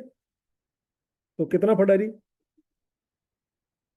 20, ये क्लोजिंग स्टॉक ऐसी है। इस क्लोजिंग स्टॉक को बढ़ाना है, क्लोजिंग स्टॉक बढ़ेगा तो प्रॉफिट भी बढ़ेगा, ठीक हो गया? क्योंकि क्लोजिंग स्टॉक का प्रॉफिट से डायरेक्ट रिलेशन है। अच्छा, लेकिन यही क्लोजिंग स्टॉक अगले साल का ओपनिंग स्टॉक बन जाएगा, ये बात में लगी है? तो ओपनिंग स्टॉक की वजह से प्रॉफिट कम हो जाएगा। और अगले साल का क्लोजिंग स्टॉक कितना है जी? 40 से क्लोजिंग स्टॉक क्या हो रहा है, इससे भी प्रॉफिट कम हो जाएगा, ऐसे ही है? तो बच्चों टोटल प्रॉफिट हमारा कम हो जाएगा 62 से। नहीं समझ आई? अच्छा, 40 का क्लोजिंग स्टॉक अगले साल क्या बन जाएगा, ओपनिंग स्टॉक। तो अगले साल अगर 40 से ओपनिंग स्टॉक कम होगा, प्रॉफिट बढ़ जाएगा, समझ लगी? और अगले साल का क्लोजिंग स्टॉक 17 से क्या हो रहा है, बढ़ रहा है, तो 17 से बढ़ रहा है तो प्रॉफिट बढ़ रहा है, तो दोनों सूरतों में प्रॉफिट बढ़ रहा है, तो 57 से प्रॉफिट बढ़ जाएगा। नहीं समझ आई? नहीं समझ आई?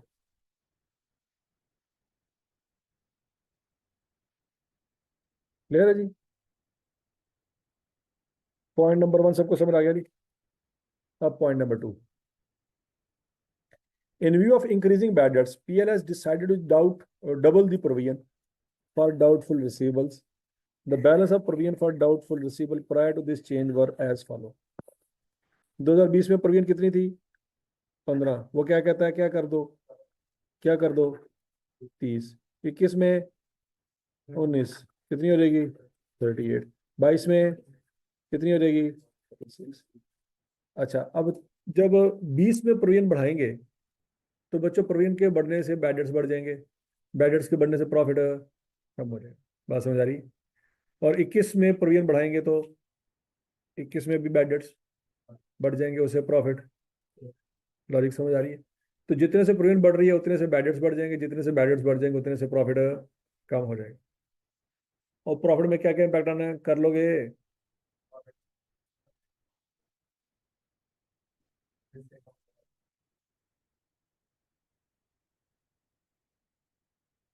और समझ आ गया पॉइंट है? खोते हो, गलत है। किसी सोचा ही नहीं, एक बंदा भी नहीं बोला गधो, ये प्रोविजन एस्टिमेट होती है। हैं? ये कैसे हो सकता है? ठीक है जी, प्रोविजन क्या है? एक अंदाजा है, और अंदाजे कभी माजी में ठीक नहीं होते। ये जानबूझ के आपने डाला था कि जरा लेजेंड साइड पे हो जाए, तो सारे लेजेंड साइड पे हो गए।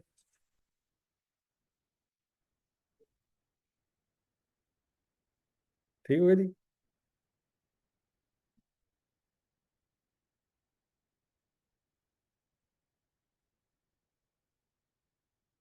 ठीक है जी।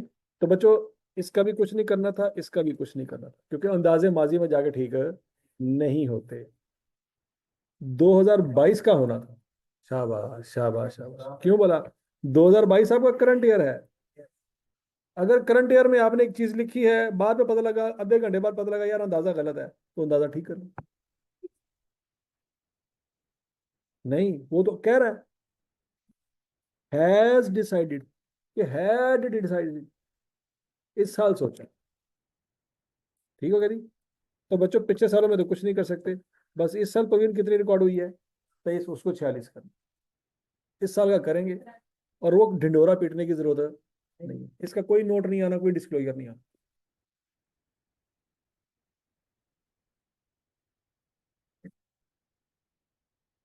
है। प्रॉफिट आपके पास ही है ना, करंट ईयर का, उसको ठीक कर लो बस। 13 से इम्पैक्ट आ जाएगा, 13 से नहीं, 23 से। पॉइंट समझ आ गया जी? ये हालात है थोड़े। मतलब आई क्या बेसिक चीज टेस्ट कर रहा है कि भाईजान पॉलिसी, एस्टीमेट और एरर में फर्क पता है कि नहीं पता। आपने एस्टीमेट को पॉलिसी बना के ठीक करना शुरू कर दिया।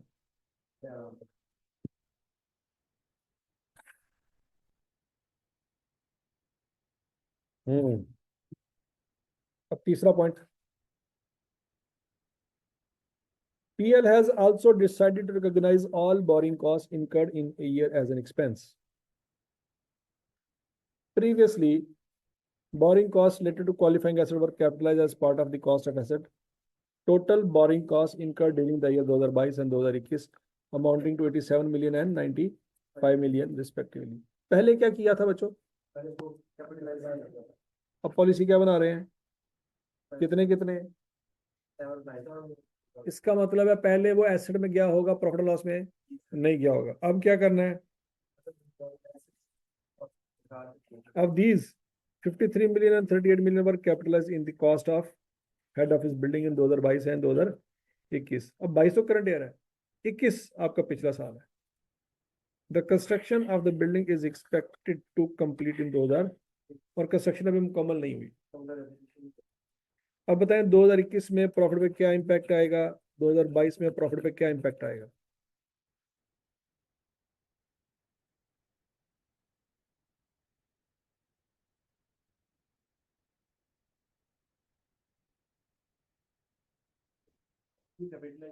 नहीं, वो कहता है टोटल इतनी थी, और इतनी इतनी क्या की है, कैपिटलाइज, बाकी कहाँ गई होगी, प्रॉफिट लॉस में। अब हमने क्या करना है? पढ़ लो पढ़ लो पढ़ लो, शाबाश।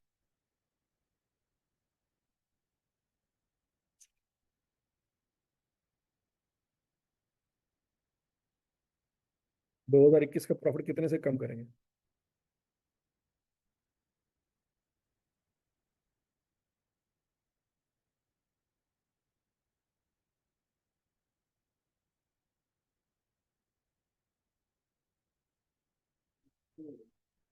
2021 का प्रॉफिट कितने से कम होगा?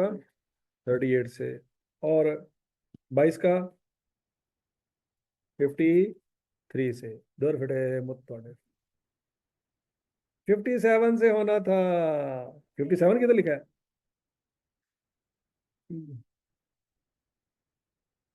95 में से 38 माइनस करना था, क्या आंसर आना था? 57।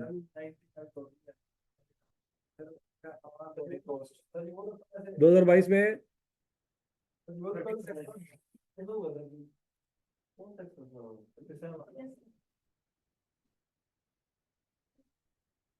34। दर फिटे ये भी गलत है, ये भी गलत है, ये भी गलत है। गलती तलाश करें। आप बोरिंग क्वेश्चन देखिए, बताया कि ये जो बोरिंग क्वेश्चन ये सिर्फ हेड ऑफिस की बिल्डिंग की थी। हाँ, तो क्वालिफाइंग एसिड तो है डब्ल्यूसी की बिल्डिंग, क्योंकि अभी कंस्ट्रक्शन मुकम्मल नहीं, क्वालिफाइंग एसिड तो है। गलती क्या है, गलती लबड़ी है, बेइज्जती हुई है पूरी क्लास में। सर गलती ये है कि 2022 के भी हमने की। एक स्टूडेंट ने फनकारी लगाने की कोशिश की थी लेकिन वो भी पुट्ठी पै गई, तो हम दसों गलती की। सर 22 ऐड कर दें, ये एक अगली फनकारी है कि सर प्रॉफिट को बढ़ा दें, ये भी गलत है। हाँ जी, मल्टीप्लाई कर दें। नहीं, कुछ नहीं, गलती तलाश करें। वो चैट आई वो कुछ पूछेगा। सर जी बोरिंग कॉस्ट को कैपिटलाइज करना होता है, एक्सपेंस नहीं। ये भी गलत है, ये भी गलत है। हाँ जी, दसो दसो दसो दसो दसो। अच्छा सर, एक मिनट सर, सोचने देंगे। बोरिंग कॉस्ट के लेक्चर तो लिए थे, वो भी नहीं लिए।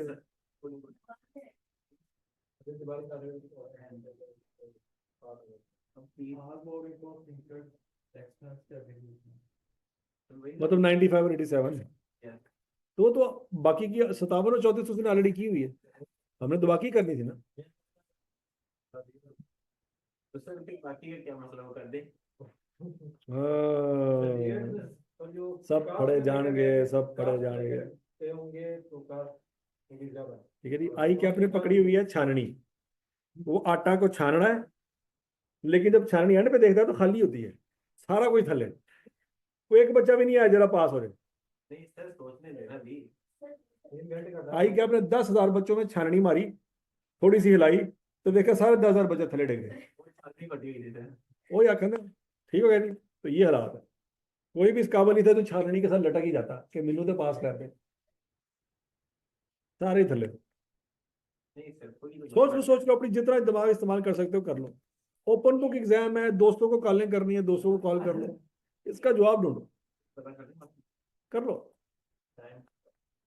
टाइम अनलिमिटेड है जी, तो आपके पास 1 बजे तक का टाइम, 1 बजे तक, यानी कि 16-15 मिनट है आपके पास।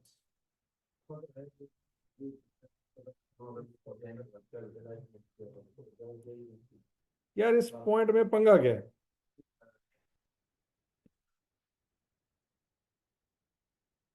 तो आपके आपके दोस्तों के सामने भी आपकी इज्जत का जनाजा निकले, और कहेंगे यार तुम्हें भी नहीं आता, और हो सकता है उसको भी ना आता हो।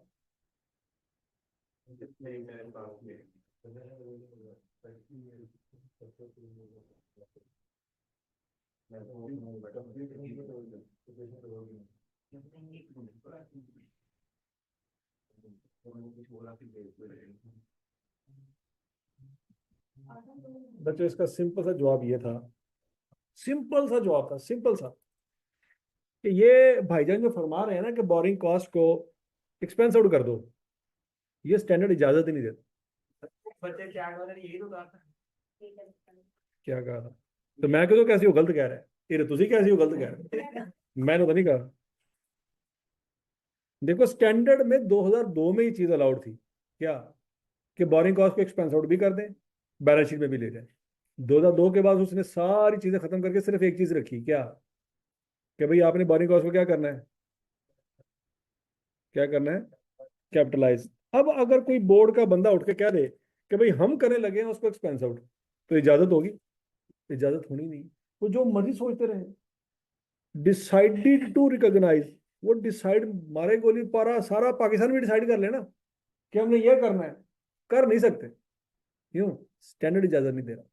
किसी बच्चे ने ऐसा कहा था, लेकिन आप नहीं वो बच्चा आप ही नहीं लब रहा, नहीं सर, बाकी वो सारे सोच रहे मैं भी क्या नहीं सर, कहा था किसी पागल पागल पागल लड़कियों में से किसी ने कहा ना, ਐਵੇਂ ਹੀ कहा था ना ना ना ना, ਕੰਨ ਵੱਜਣ ਦੇ ਨੇ ਤੁਹਾਡੇ ਸਾਰਿਆਂ ਦੇ। ਮੈਂ ਕਿਉਂ ਮੰਨਾਂ, ਕਿਹਾ ਹੁੰਦਾ ਨਾ ਇੱਥੇ ਰੌਲਾ ਪੈਣਾ ਸੀ, ਇੱਥੇ ਰੋਣਾ ਪਿੱਟਣਾ ਸ਼ੁਰੂ ਹੋ ਜਾਣਾ ਸੀ ਹੁਣ ਤੱਕ, ਨਾ ਨਾ ਨਾ ਐ ਜੀ ਕੋਈ ਗੱਲ ਨਹੀਂ ਹੋਈ। वाह, बिल्कुल जी, हाँ, ठीक है जी। अब लेट ना कर देगी। मैंने आपको पहले पढ़ाया था कि भाई आप स्टैंडर्ड से बाहर नहीं निकल सकते, स्टैंडर्ड के अंदर पॉलिसियां चेंज हो सकती हैं, स्टैंडर्ड से बाहर आप नहीं निकल, ये जो वो बात कर रहा है ना, ये स्टैंडर्ड से बाहर निकलने की बात कर। कभी हम स्टैंडर्ड को नहीं मानते, हम अपना स्टैंडर्ड बना रहे हैं। क्या है जी, स्टैंडर्ड में लिखा हुआ है कि बोरिंग कॉस्ट को आपने बैलेंस शीट में लेके जाना है, बस। इसके अलावा दूसरा कोई रास्ता, वो कह रहा है कि नहीं हम दूसरा रास्ता इख्तियार करेंगे, हम उसको प्रॉफिट एंड लॉस में लेके जाएंगे। तो जो कहता रहे, स्टैंडर्ड कहता है भाईजान कोई चक्कर नहीं। समझ लगी बात? तो ये वाला पॉइंट आना ही नहीं।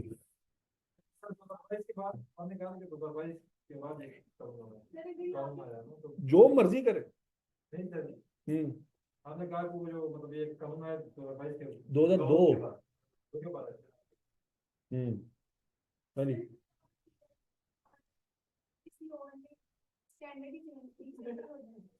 क्या चेंज हो रहा है? तो फिर ये नहीं लिखा होगा इट वाज डिसाइडेड, यहाँ पे क्या लिखा होता? IFRS has change. तो फिर अगर तो वो चेंज हो गया तो जो वो कह रहा वही करेंगे। फिर क्या होना था कि वही होना था कि भाई ये 95 और 87 की total value profit and loss में जानी थी, अगर स्टैंडर्ड कहता। पहले हम कितनी लेके गए होंगे? 57 और 34 लेके गए होंगे। अब वो क्या कह रहा है? टोटल लेके जाओ, 95 और 87 टोटल लेके जाओ। 57 और 34 तो ले गए, बाकी ये है जो लेके जाएंगे ये। लेकिन ये स्टैंडर्ड चेंज होता तो हम डिसाइड नहीं कर सकते, ठीक है नहीं? तो बच्चों इस सवाल में आई कैप ने कॉमन सेंस टेस्ट की है। दूसरा पॉइंट भी कॉमन सेंस का था कि अंदाजे माजी में चेंज नहीं हो सकते। और तीसरा पॉइंट भी कॉमन सेंस का था कि आप स्टैंडर्ड से बाहर नहीं निकल सकते। आप फाइफो से वेटेड एवरेज पे जा सकते हैं, इजाजत है। वेटेड एवरेज से फाइफो पे भी जा सकते हैं, इजाजत है। फाइफो से लाइफो पे नहीं जा सकते, या लाइफो से मतलब वेटेड एवरेज से लाइफो पे नहीं जा सकते। क्यों? Fair is all. शाबाश शाबाश। हैं? समझ आ रही है? ठीक है जी। इसलिए बच्चों से 3 नंबर का सवाल आपसे पूछा है। Discuss how the above changes should be incorporated in PL statement financial से। इसलिए उसने पूछा पहले अंग्रेजी दसो, क्योंकि अंग्रेजी में सबने पकड़े आना था। 22%। ये अटेम्प्ट कौन सी है वाला? आटम 23 की। अभी देख लेते हैं।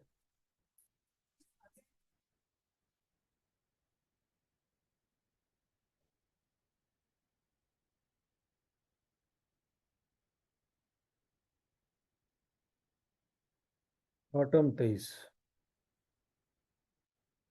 क्वेश्चन नंबर कौन सा था?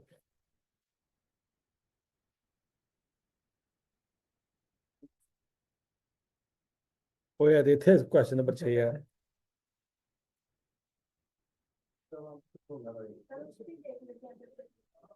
कितना भी लंबा 8 साल हो गए तो उसमें भूल जाएंगे।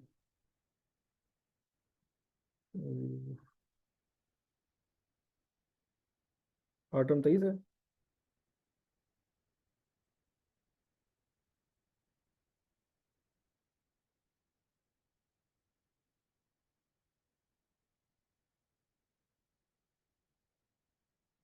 पहला सवाल है 15%।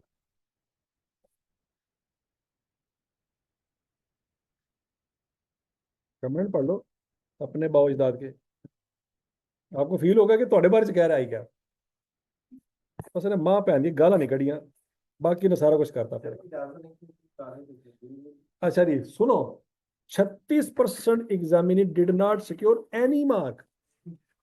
एक भी नहीं लगा। ठीक है जी। वो जो कहते हैं ना प्रेजेंटेशन के नंबर मिल जाएंगे, हेडिंग के नंबर मिल जाएंगे, एक एक मार्क नहीं लगा किसी ने। while an additional 29% only secured a maximum of 2 marks. अब ये 2 मार्क्स उन्होंने कहां से लिए होंगे बोला? ये सिर्फ और सिर्फ उन्होंने पहला वाला पॉइंट ठीक किया होगा, सिर्फ ये वाला पॉइंट उन्होंने ठीक किया होगा बस। और वो भी पास पेपर किए होंगे तो पता चला होगा की करना। In this question which could have been secured by basic preparation of this topic. कह रहा बेसिक प्रिपरेशन की होती ना 2 नंबर और किसी को मतलब उसको पता लग गया कि 29% बच्चे वो हैं जिन्होंने सिर्फ बेसिक प्रिपरेशन की है, एडवांस कुछ नहीं किया इन लोगों ने। It seems that examiner did not study this area of the syllabus on the assumption that this topic was examined in a previous attempt. उसने ये भी पकड़ लिया कि ये वो बच्चे थे जिन्होंने सोचा था कि एर की तो नहीं आना, उसने ये भी बताया ਤੁਹਾਨੂੰ ਸਹੀ ਤਰ੍ਹਾਂ ਨਾਲ ਸਕੈਨ ਕੀਤਾ ਅੰਦਰੋਂ कहते ने दिल के अंदर वड़ के आई आपने वेख्या कि तुसी की करते पे as a long question and has the least possibility of being examined in this attempt। देख लो जो आप सोच रहे होते हो ना आई वो कर रहा होता कि इन्होंने सोचा एर की ऐ तो नहीं आना, यह ही पाओ। examiner failed to recognize that the capitalization of borrowing cost on qualifying asset is a mandated requirement of IS 23 and is not subject to alteration। कहते ये तो कंपलसरी है, ये तो हो ही नहीं सकता, आप इसको चेंज कैसे कर सकते। अच्छा जी, अब अगला point, effect of change in provision for doubtful receivable was applied retrospectively. जो ही आप कह रहे थे 2020 चाहे कर लो, 21 चाहे कर लो, वो कहता रेट्रोस्पेक्टिवली तो हो ही नहीं सकता था, वो तो प्रोस्पेक्टिव होना था। अब अगला point, while incorporating the effect of change in policy of inventory on profit for 2021 and 22, the impact of opening inventory was not taken into। ये वही हरकत है जो आपने पिछले साल में की थी कि क्या बेसिकली कि आपने क्लोजिंग इन्वेंट्री का इम्पैक्ट तो ले लिया पहले साल में, ओपनिंग तो थी नहीं पहले साल में, आपने कहा पहले साल क्लोजिंग आई है ना तो अगले साल भी क्लोजिंग ही आएगी।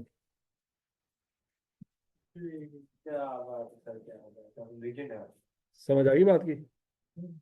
तो बच्चों ये है आई कैप का सवाल और ये थे आपके जवाबात, और तसल्ली से आई कैप ने हर किसी को प्यों प्यों के जलील किया है। ठीक है जी, अल्लाह माफ करे, इसमें नहीं लगी। हाँ थ्योरी में लगी थी, मेरी ऑडिट में लगी थी, और बीएम बीएम का पेपर होता था।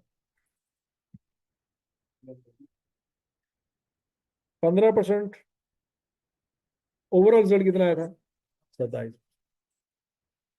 सबसे गंदा रिजल्ट इस क्वेश्चन में था, देख लो। तो जो पास कर गए वो बाकियों में से कर गए ना, इसमें तो फेल ही थे।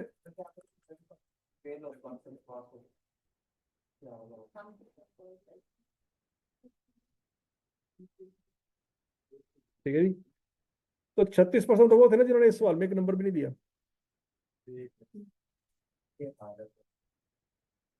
36 और 29 जमा करें 65 और 73% बच्चा वैसे फेल है, तो वो 36 और 29 वाले बच्चे ऑलरेडी फेल वाली कैटेगरी में फॉल करते हैं। सोच सकते हैं वो बाकियों में कैसे क्यों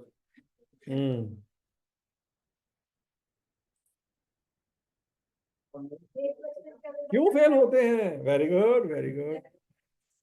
अब देखे ना, आपको पता ही ना चला है कि ये अंदाजा है कि नहीं है।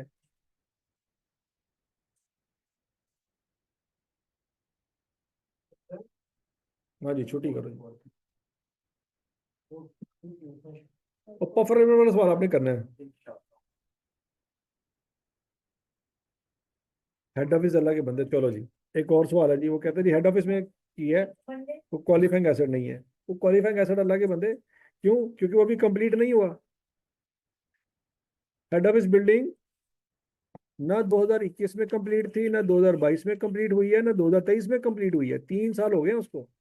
और क्वालिफाइंग एसेट के लिए सिर्फ 6 महीने काफी थे। Head office building qualifying asset है।